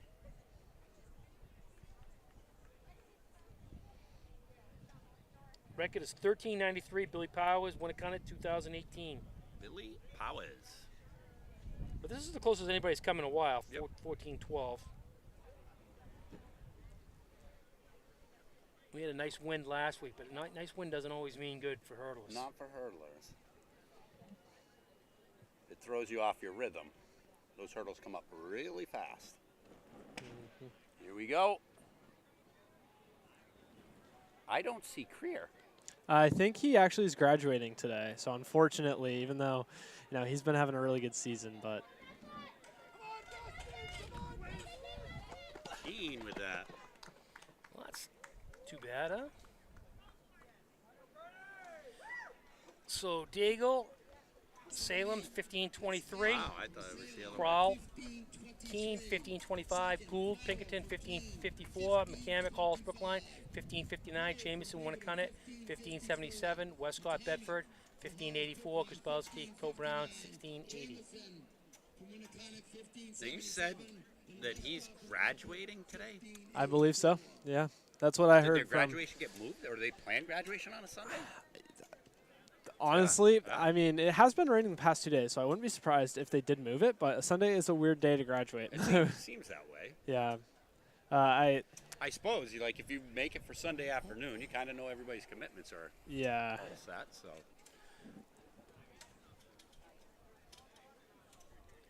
That's unfortunate. It's tough.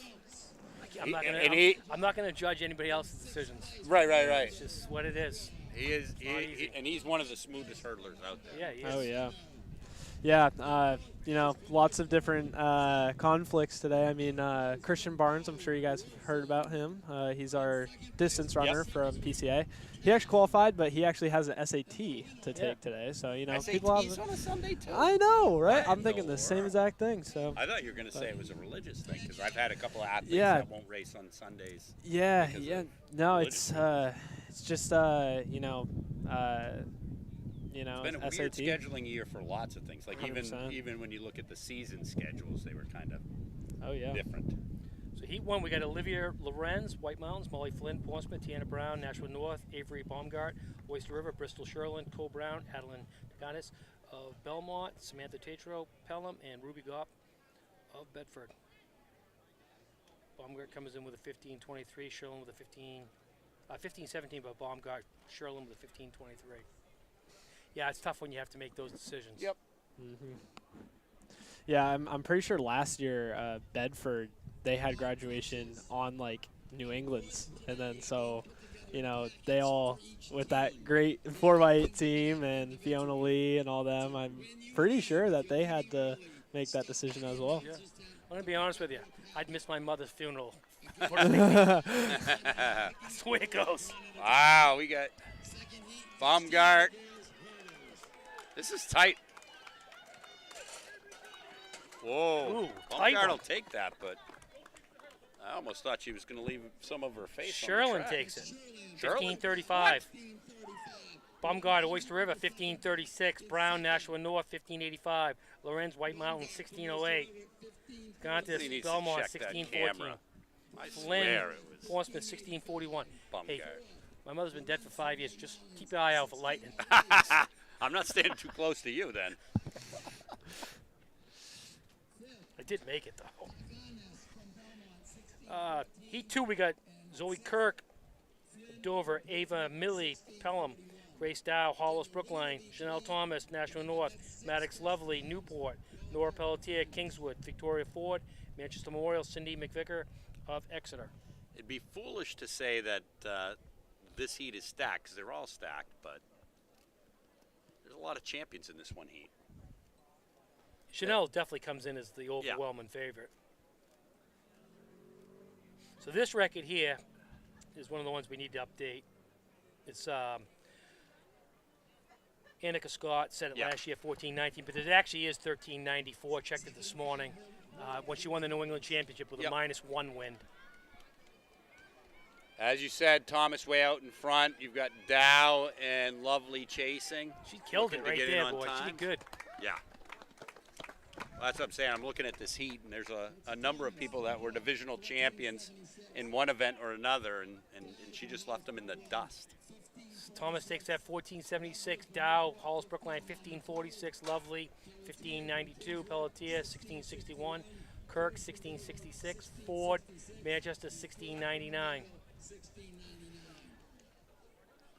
Looking at this kid with a Oyster River cross-country shirt, just lifted up 4 weighted hurdles on his own. Pretty good. That's pretty good for a little cross-country guy. Must be in the gym. This is. I'm looking at another kid with a shirt on, and he's not having as easy a time. They're awkward to carry, too. Oh, 100%. Kick your legs. Yeah. Yep. All right, in this 100, we got Andrew Desmaris of Hollis Brookline, Dennis Glidden, Raymond, Travis Cavallo, Pinkerton, Avery Wilson, Milford, Quentin Plord, Kennett, Ashton Taylor, Guilford, Luca Gabel, Merrimack, and Kobe Perry of Nashua North. This is a good Wilson heat, comes too. in with a 10.69. This 100 is absolutely loaded. Yep. This might be the most depth we've had ever. Across the 16 slots that have made it. I'm seeing an empty set of blocks, though, right now. Lane 1. Oh, maybe not. All right, they're setting blocks now. Big jump in pole vault. I have no idea what height it is, but everybody was clapping. Oh, but that state record right there could go down. Yep. He's got 15.6 so far this year, and 15.8's the record. That's Colby Nyan of Concord.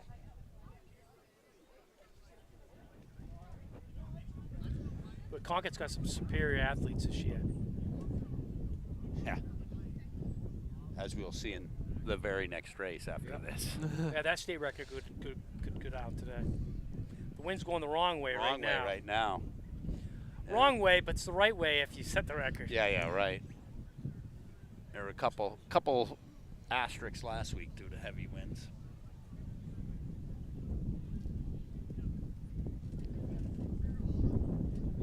They're in the blocks. Here we go. Good start. I'm not going to say anything because I've been getting them wrong, but we look like we got poured out Wilson. pretty quick. And then, Wilson of Milford. So Wilson takes that in 11.17. Ployd, Kennett, 11.22. Cavallo, Pinkerton, 11.35. Cabell, Merrimack, 11.40. Maris, Hollis Brookline, 11.58. Perry, Nashua North, 11.67. Glidden, 11.80 of Raymond.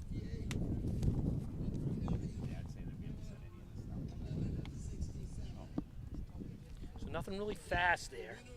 So that tells you maybe that wind's a little bit effect.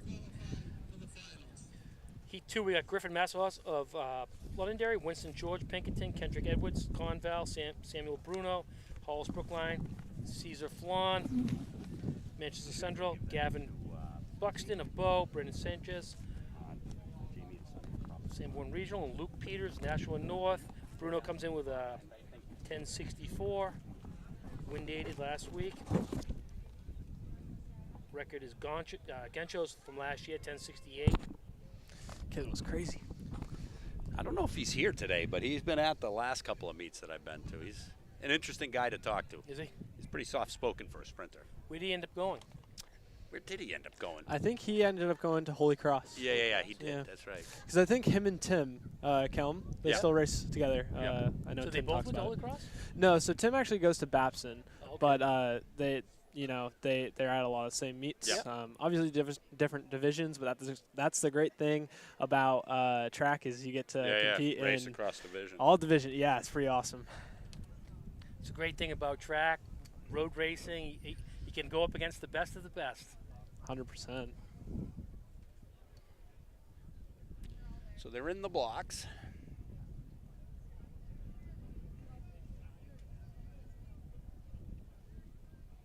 We're off. Fair start. Wow, this looks tight. Wow. Caesar. There's a good time. That is 10.97. Caesar Flan takes that 10.97. He means business today. Buxton, Bow, 11.19. George Pinkerton, 11.21. Edwards Conval, 11.22.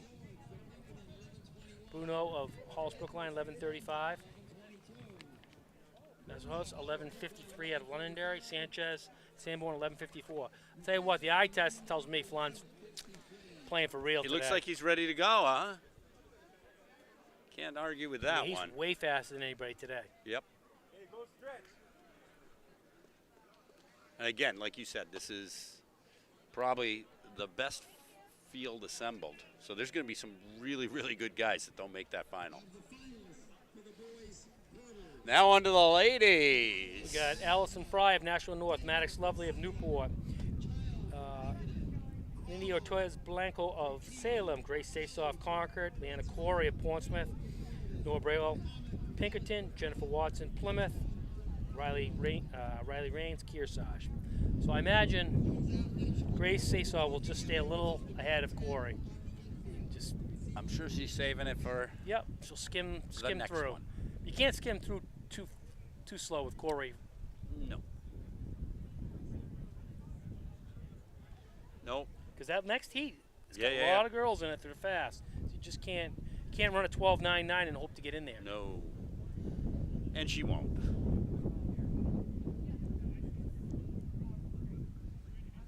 They're in the blocks. 12:01 is the record.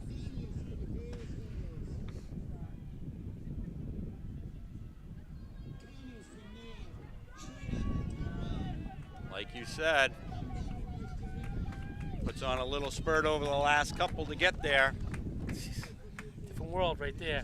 So Sasaw takes that 12:37, Corey 12:50. Braille of Pinkerton 12:78. Ortiz Blanco, Salem 12:86. Watson, Plymouth Regional 13:36. Fry of National North 13:45. Lovely of Newport 13:46. Heat 2 we got Courtney Russell of Pinkerton, Claire Toohey, Sunapee, Lila Fitzpatrick, Coe Brown, Ava Lacasse, Belmont, Elle McDonald, Newfound, Julia Ferrer, Kearsarge, Natalie Thomas, Nashua South, and Peyton Bryson, Bishop Brady. Ava Lacasse of Belmont comes in. That's the top seed in this Heat 2. She just looked phenomenal all season. Very powerful. I don't want to say the opposite of a Sasaw, but She's strong. Hopefully she not can as latch on, get a really good time. Yep. Toohey's solid in here as well. Like they've, again, assembled really good fields here.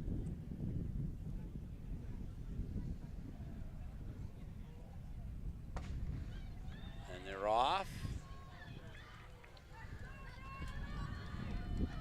This is tight. And Lacasse will take that one. 12.71. So Lacasse takes that 12.71. Thomas, Nashville South, 13.09. Russell Pinkerton, 13.10. McDonald Newfound Regional, 13.16. Fitzpatrick, Cole Brown, 13:30. Tui Sunapee, 13:32. For Kearsarge, 13:33. Any idea what you can run in this? In the hurdles? Jonas? No. Oh, well, in the hurdles, I think I could do better than sprinting because I have been training for. I have been training for some steeplechase in college, but that can only go so far in some sprinting events. But no, I'm not 100% sure. Maybe low 12s.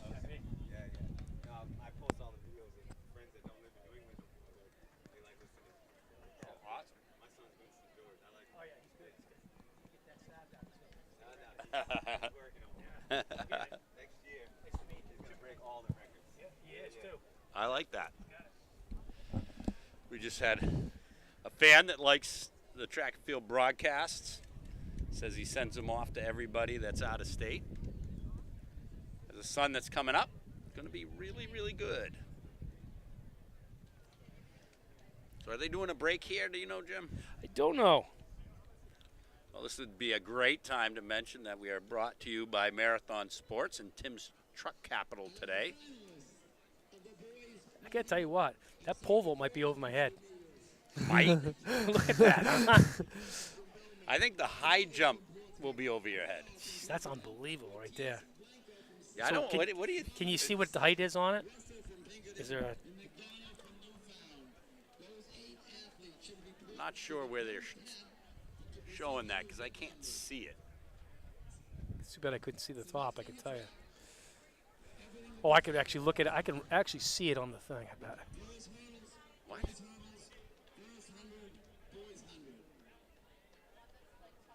15, 6, 7, 8. Well, that's pretty good. It's pretty close. Wow.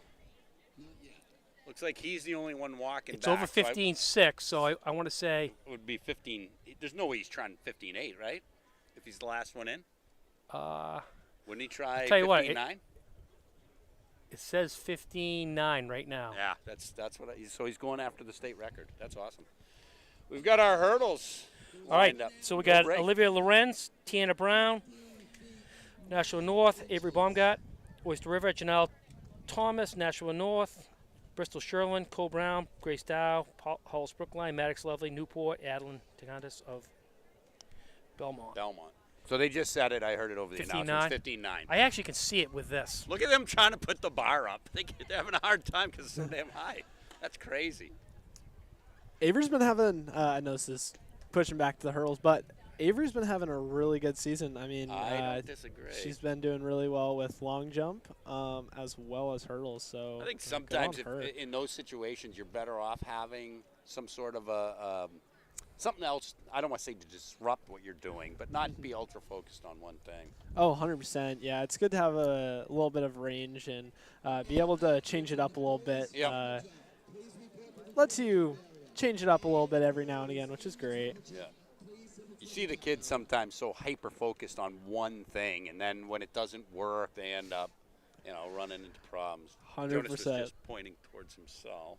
Yeah, I definitely had done that before, and in middle school I kind of changed it up a little bit. I actually tried discus once, believe it or not. Yeah.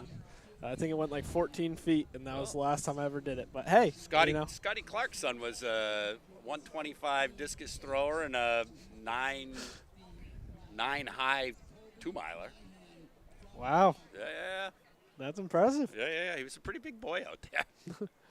Throwing hay bales. That's Throwing hay bales. Heck yeah. My first year of distance running, my sophomore year, I had very broad shoulders because I used to swim competitively. And so I think there was like one of these broadcasts where y'all are like, he's like with big arms. And I'm like, not anymore. Not anymore. I got that distance runner build. But yeah. We would have never said anything like that, Jim, would we? No. I don't think so. Here we go. This is not only is this the heat.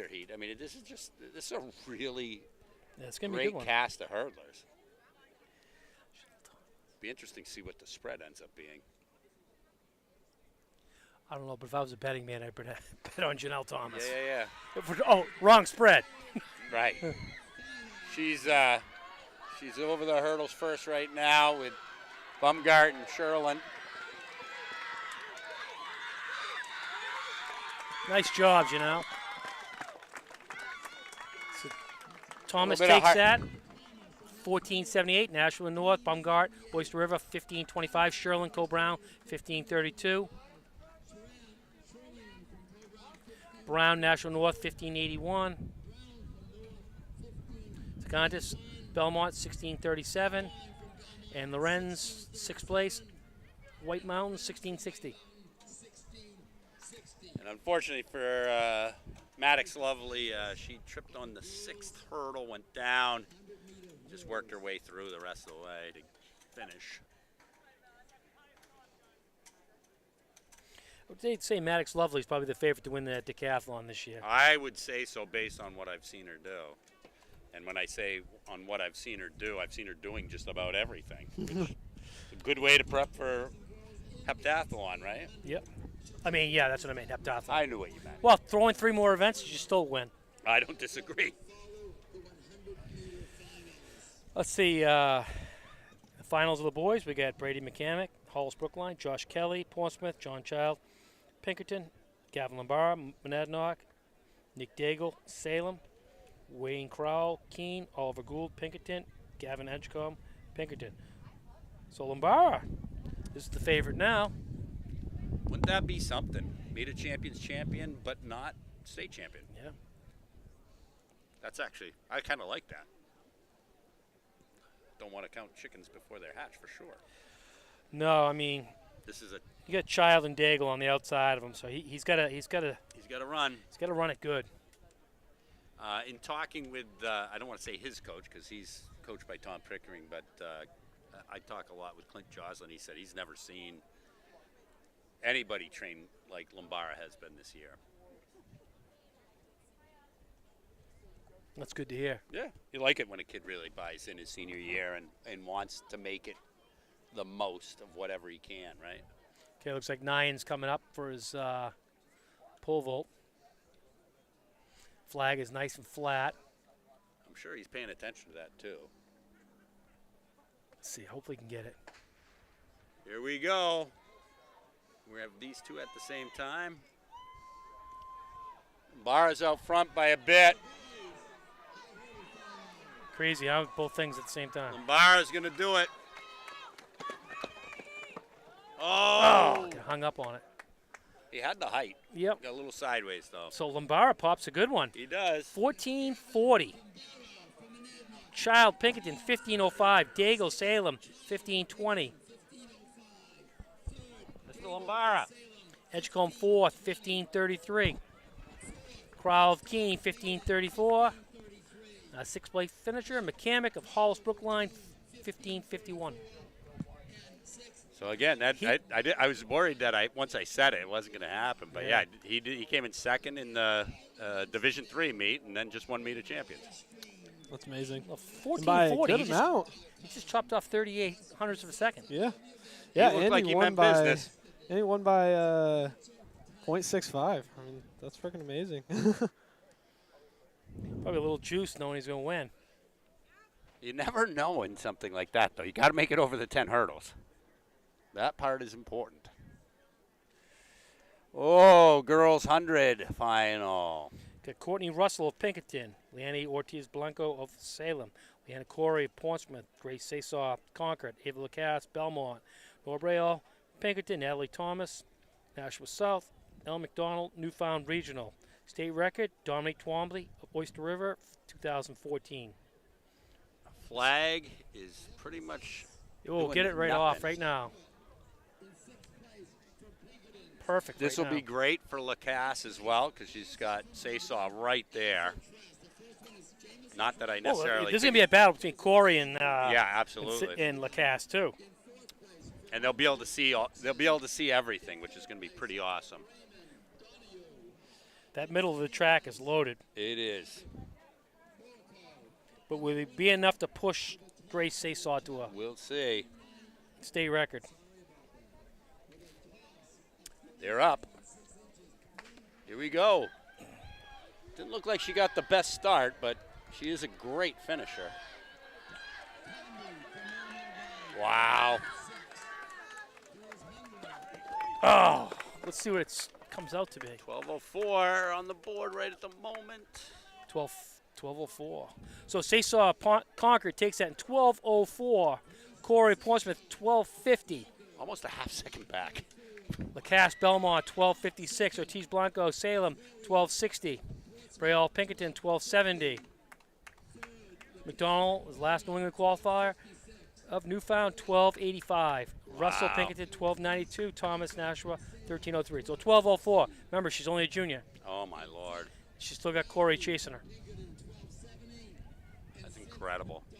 And when you go to New England next week, those girls from Rhode Island don't mess around. Nope. They're all in the 11s. Yes. And Lisa Ray's probably faster than some of these boys. Not this group, but yeah, right. No, this is a heater heat too. I mean, it's incredible finals right now.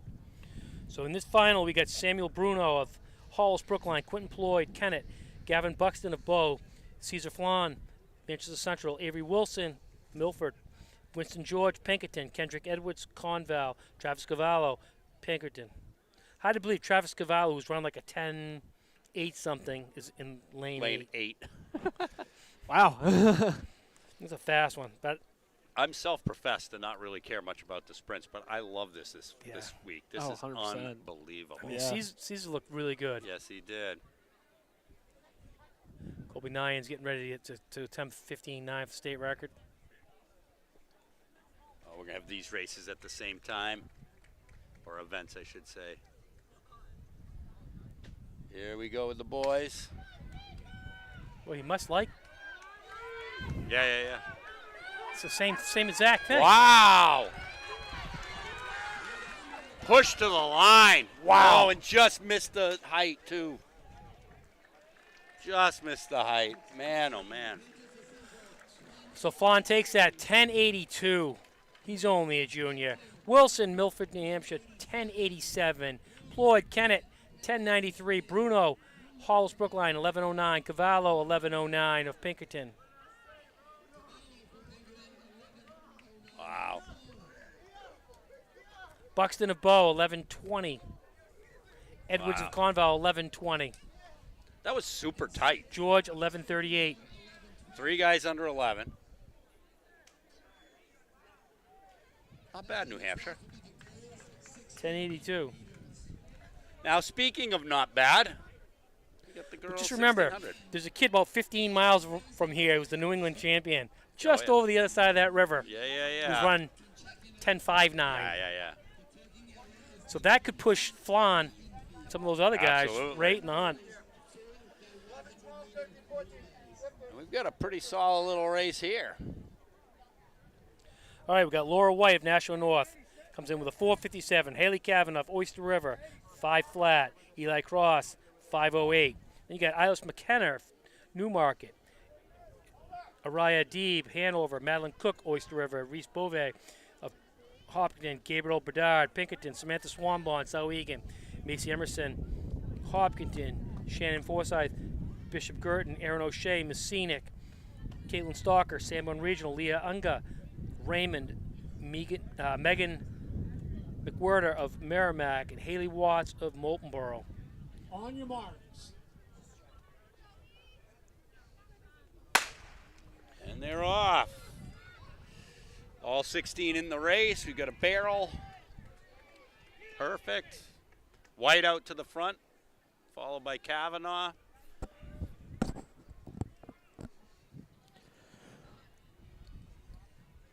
See how this works after they come off the break.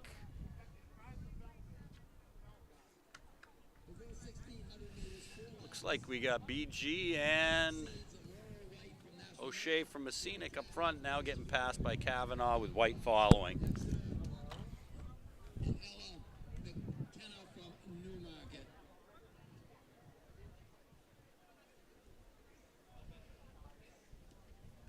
Well, Haley Kavanaugh wasting no time to get to the front. Home track, probably feels pretty comfortable running laps on this thing, I would assume. Yeah, I would say so. How close was that one that he went on the pole vault? It looked like he brought it on the way down. I only got to see after he had sort of gone over the bar.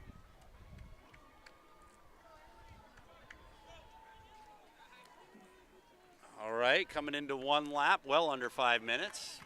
So right now, 4:48 pace, 4:49. White right behind, BG, Messinic, Oyster River, Isles McKenna of Newmarket. Our state record's 4:47, Ariana Vallis of Manchester Central back in 2011 or 10? 10. She was a machine. Megan Duty, remember how good she was? She was Yeah. a 4:48. She was running 4:48 every week. Yep. Might have been part of the problem. Yeah. Every week you thought she was going to break the record. Yeah. It's just like, Well, Kavanaugh has opened up a 15-meter lead on White, which is just a little bit hard to believe because Laura White's really good. Oh, yeah. outstanding runner. She's been having a very good season for herself as well. And then White has 45 meters on the rest of the field, fronted by Erin O'Shea right now. 4:52 pace right now. I tell you what, Kavanaugh looks like she's running hard right now. You know, she's really relaxed. Yep. And she's just quick. Right now, she's running hard. You could tell running she's running hard. She ain't leaving anything on the table. Nope. It's going to be an interesting race here for third place. It is right now. It's pretty bunched up. You got O'Shea leading McKenna, 2 D3 girls. Oyster River, and that's lost on the last name. A read from Hanover. It's a good little chase pack. I say chase, they're almost 50 meters behind, but That's your ticket to New England's right that there. is They're your not ticket they're to not all England. going to make Don't it. come off. They've definitely broken away from that second group, I guess. You got Swanbon at the back of that. She needs to close that up. Yeah. Swanbon can She can kick. Rip, yeah. If she's in the fight, she's deadly. 338 through 1,200 meters. She put a good gap early on. Yep. So right now, 4:51, 4:52 pace. And here comes, it looks like we're closing up a little bit. Our chase pack's starting to come back together. Who has the kick? I don't know. There's 7 looking for 6 spots, though, right now. Swanbon doesn't seem to be on her game today. Nope. And there are those days.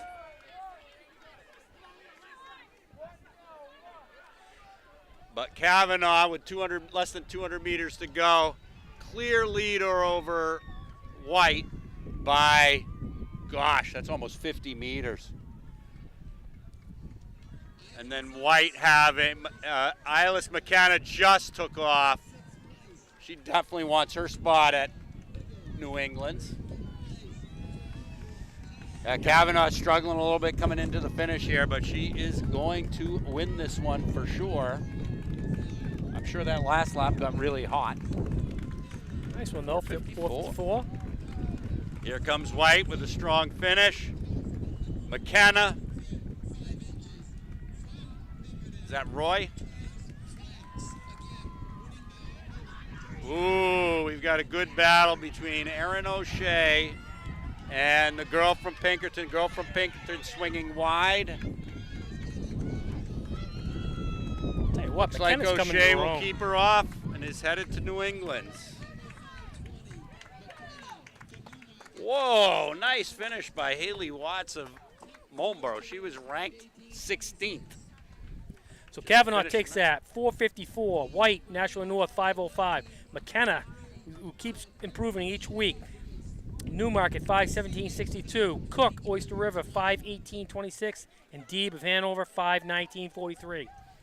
O'Shea Messinic 522, Bedard Pinkerton 522, Watts Moltenboro 527.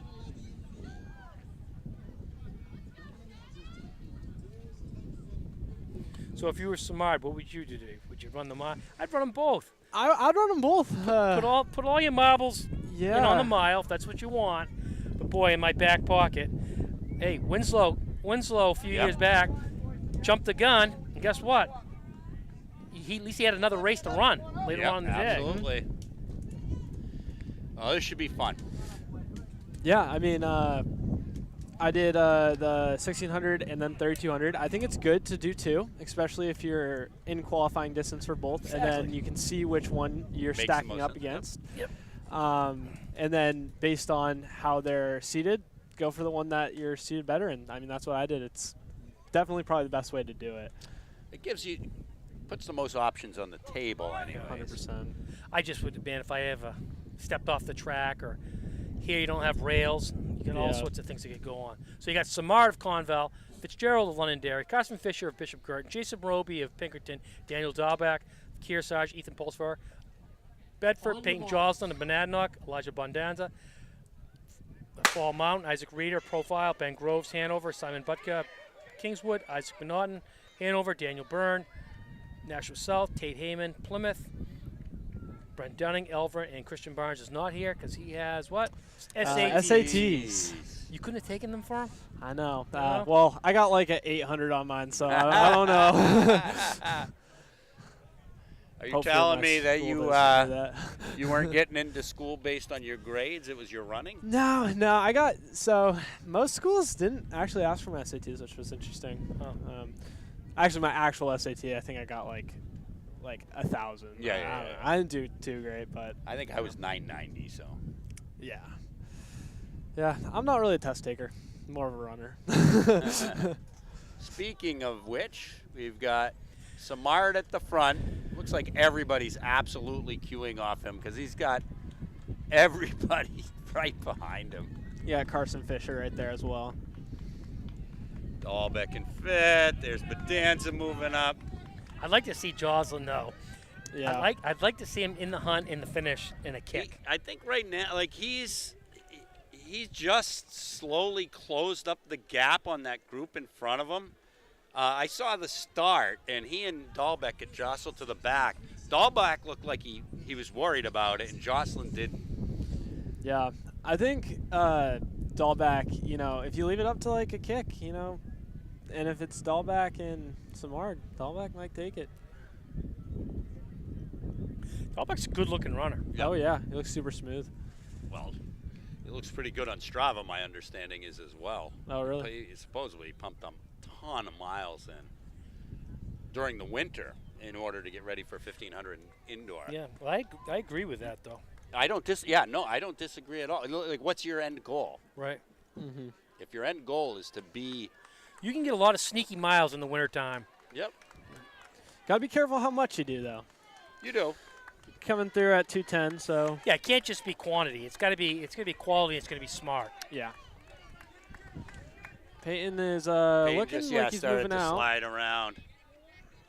You're going to make your move. You got to go, especially on a curve. He's got to leapfrog it here pretty quick. Yeah, 100%. And now Samard's in control.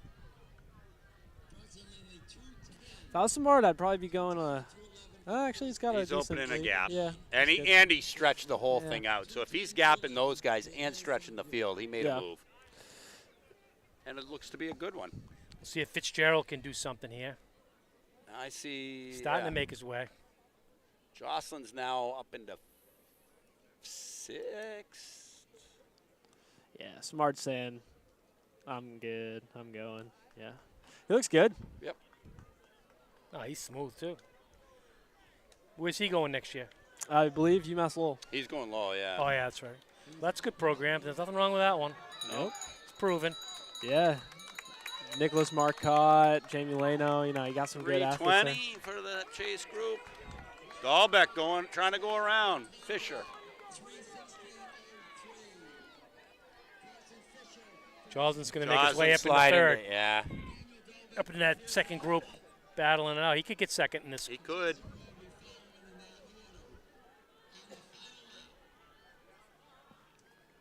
crew's coming up, though. Look at Bedanza go. Yep, Bedanza is getting up there. Fitzgerald making a good move. So the race is definitely for second right now. We'll see if this group can move up, though. They're going around Dahlbeck. They're coming. Well, I just saw somebody getting ready to triple jump. And Yeah. I thought somebody was They chasing look like down they were really Samard. coming. Yeah, I thought that too. Oh, my Lord. Look at Bedanza. Oh, my gosh. You know, you got to, if you ask me, I definitely think Bedanza is like one of like the craziest up-and-coming runners out of I New don't think he Hampshire. knows what he's doing, which means he also doesn't know what he's capable of. Yeah, he's going to take second here. Oh, maybe. Yeah. What a – was that 7 guys that came through in 2 seconds Yeah. of each other? Yeah, that was a great race. Yeah. So Samard takes that in 4:21.47. Bedanza, Fall Mountain, 4:22.16.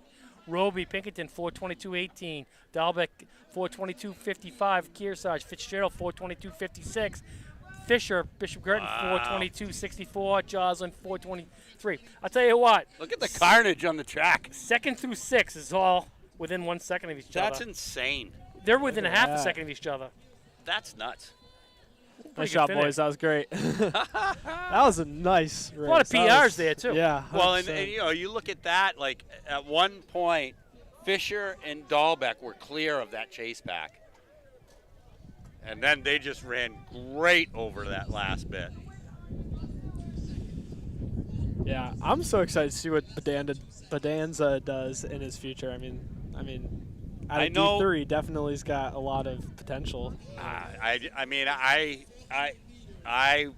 may have said to some counterparts along the way that what is he doing messing around in the 16 and 8 all season? Yeah. Kid should be running the 32, but I think he just proved me wrong. Yeah, 22 he made a pretty good good. move. Second place is All right, As this a 4x1, sophomore. we got Dover, Keene, Belmont, Merrimack, Londonderry, Exeter, Bishop Girton, and Sunapee. Now, that brought the best out of everyone there. Absolutely did. 100%. The right guy won. Yes. You know, the most proven guy. Yep. But those other guys just put themselves to another level. Smart did the 2 mile last year, I think. So He I won think the 2 he's- mile last year, yeah. He did? I thought Giardina did. I mean, Giardina, he won. I think he got second. It was D2. Yeah, it was D2 Yeah. here. That's why I remember it. Oh that yeah, way. yeah. Because You're I right. remember racing him, and I had the mile on my legs that day, so I didn't. But he did. Yeah, that's great. Is he doing anything else? 800 maybe? Samard, I don't know. Nothing. He did finish the 2 mile last week, but Yeah, he nothing. might. He's one of those kids that has other thoughts about what he's going to do with the rest of his season. It doesn't end today or at next weekend at New Exactly, England's either. yeah. So Yeah. I like the way that kid's progressed over the years. I remember when I saw him as a freshman. Oh, the I goggles. Said, and Take I was off like, the swim goggles, this kid's going to be good. He reminded me of a kid I used to coach at Portsmouth. Kind of the same running ability and stuff. But he climbed the ladder the right Yeah, way. yeah, You don't yeah. start off a superstar. It's hard to maintain that as a boy. 100%. And they're off. Oh, they're off. I see Scott animated over there. So we've got some athletes that aren't figuring out that during the relay you got to be down at where your handoffs are. I'm also looking across and I see men's 4x1 teams getting hipped up, and that's got to be driving him crazy, because I know it would have been driving me crazy, and I would have been the one hipping them.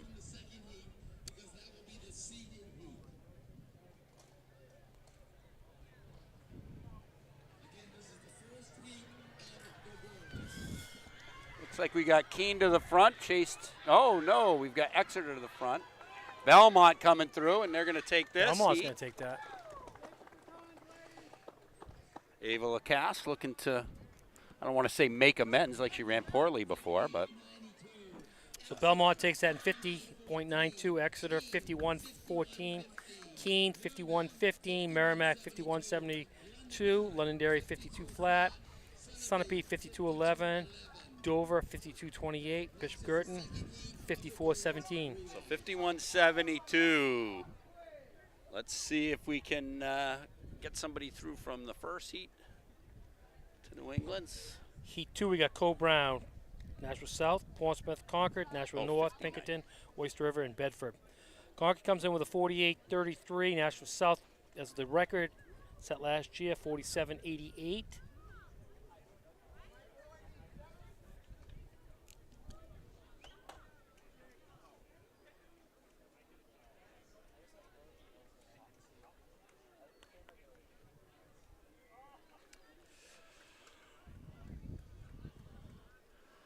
Again, looking across, there's still definitely boys 4x1 teams checking in, and they're on the track next in about a minute. Stan Lyford out there holding blocks, still getting after it. He was coaching when I was in high school. Yeah? Yep. And he had already been coaching quite a few years also. Guy looks like he's 45 years old. Yeah. I wish I looked that good now. I mean, I'll be honest with you. He looks better than his son.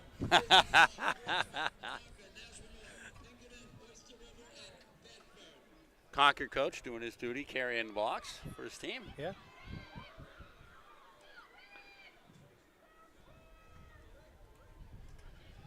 Hard to tell where we're at, but No, Mike and his dad, they kind of look like clones. they do. Yes, absolutely. Pretty sure that's his dad.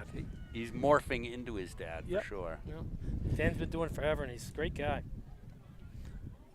Well, Hall of Famer. they got the handoff in first. See what they can do here. Good push by Pinkerton, but over the closing 20 meters. I think it's going to take New England's to do that record, to be honest Yep. with you. Concord takes that 48-42. Pinkerton 48-89. Portsmouth 49-87. Nashua North 50-52. Oyster River 50-65. Bedford 50-88. Nashua South 51-29. Code Brown 51-52. Belmont's going to make it to New England. I think they've just tied for fourth. Yeah, they had a good leg there. We got the boys getting ready. I think Concord at New England's, if they got some pressure on them and they're flawless on the handoffs like they've been, they'll have a decent shot at that time. That 47-88, I think, was faster than anybody ran in New England last year at the New England. So.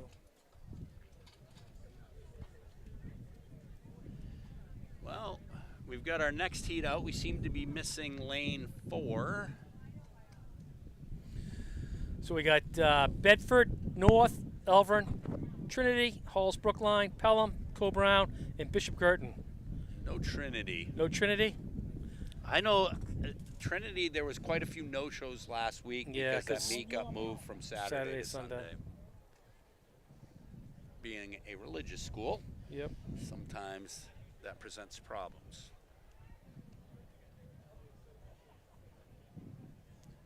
But they must have entered knowing it was on Sunday. Oh, maybe they didn't know it was on Sunday. No, they knew it. It's been that way for a long time. I know, but if the coach wasn't paying attention, they might not. Oh, right. Because you have to enter. Yeah. To get in. Yeah. So. But, I mean, the state's been etched in for a long time. Absolutely has, yeah. And they're off. Looks like they got the boys checked through the tent now. Which If is Jesus good. was a runner, you think he'd be a 2-miler? I think he would be, right? Yeah. Or do you think he'd be a steepler? Be a good steepler because did the water thing. Yep.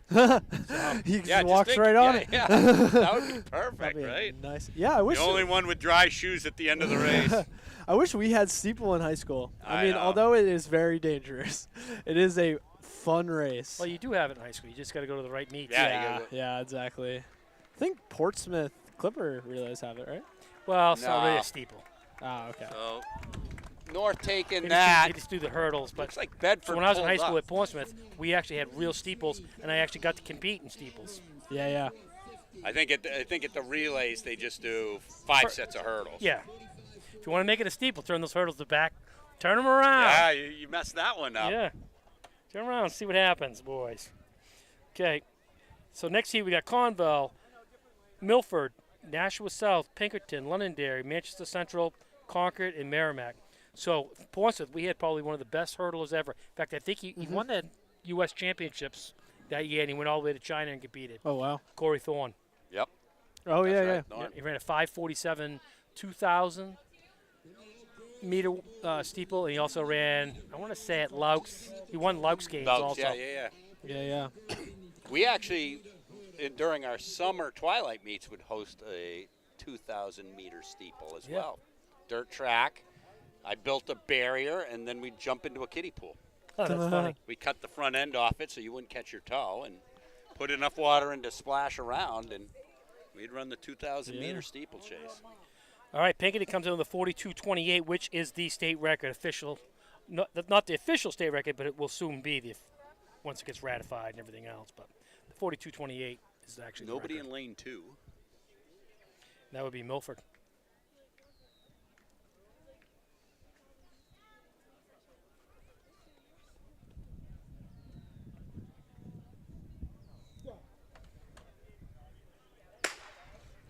And they're off.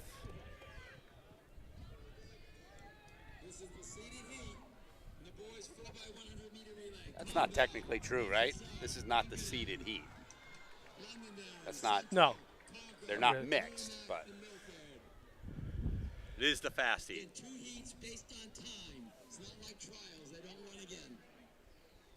Oh, it's pretty tight, but Pinkerton's definitely got the lead. Yeah.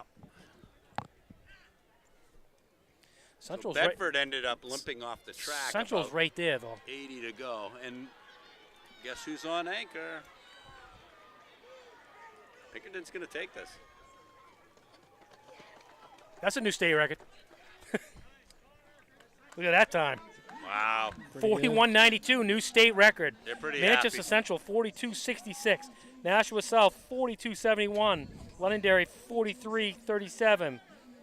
Merrimack, 43.65. And 6, Concord, 44.46. But here's one of those ones you like. The 41.92, a barrier breaker. 42s are no more. Yep, that's right. The only team ever to break 42 is right there. Pinkerton, 41.92. That's a real deal right there. That is. So we got the 400. Ladies, knew that was 400. All right. That's one lap around, Jonas. Yeah, I forgot about that. I know. That's not fair because you definitely have run some 4x4s. So you know it's one lap. Too many. But you'd have to. This is going to be a good race today. Yeah. The difference There's 3 here, girls Jonas, here. they have to stay in the lane, which is always the biggest difficulty for distance runners, right? Heat 1, we got Kathleen Lynch of Dover, Paige Hebert of Dover, Joy Beckering, Bedford High School, Madeline Poteet, Exeter, Riley Coates, Milford, Josie White, Hanover, Samantha Swanbon, Sauhegan. Is that right? That can't be right. What? Samantha Swan, Sauhegan? There does look to be a gold shirt. Is it Swanbon? Yeah. Well, I didn't think she was running a 400.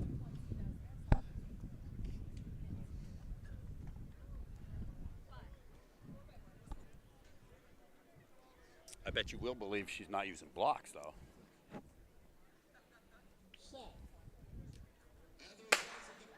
Yeah, she is. It looks like Swanbon. Yeah. Boy, I didn't think she'd be going there. I thought maybe 800. Look at that.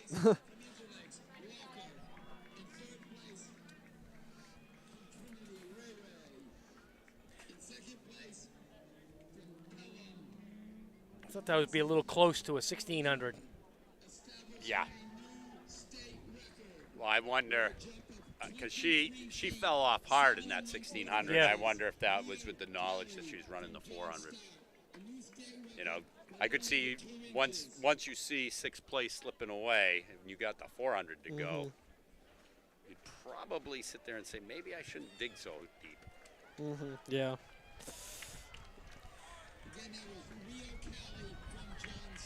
Exeter, right in the lead, almost missed the race, but will take the heat. Tell you what, she held her own, though. She did. Already running she a did. mile. Again, I would have never guessed her for a 400-meter runner No. anyways, but. So Poteet takes that, 60.03. Coates, 61.07. Lynch, Dover, 61.35. Hebert, 61.51. White, Hanover, 61.53. Swanbon, 61.58. Beckering, 61.89.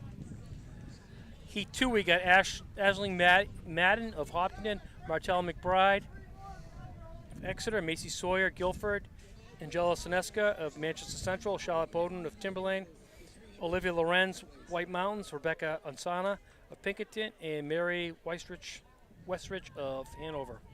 So this race, Lanes 3, 4, and 5 is going to come together pretty fast. man, you got 4 girls that could win this. Yep. Yep. Watch Martell McBride pull this out because she's in lane 2. Yeah, she gets to see all the action. Yeah, exactly. So you never know. Well, look at the world record in the men's 400, right? Yeah. You never know. Wayne, however you say is South Africa. Yep. Lane 8, Olympics. I think sometimes that lane 8's deadly. Yeah. If you can get out and nobody knows where you're at, and you just run as hard as you can. Yeah.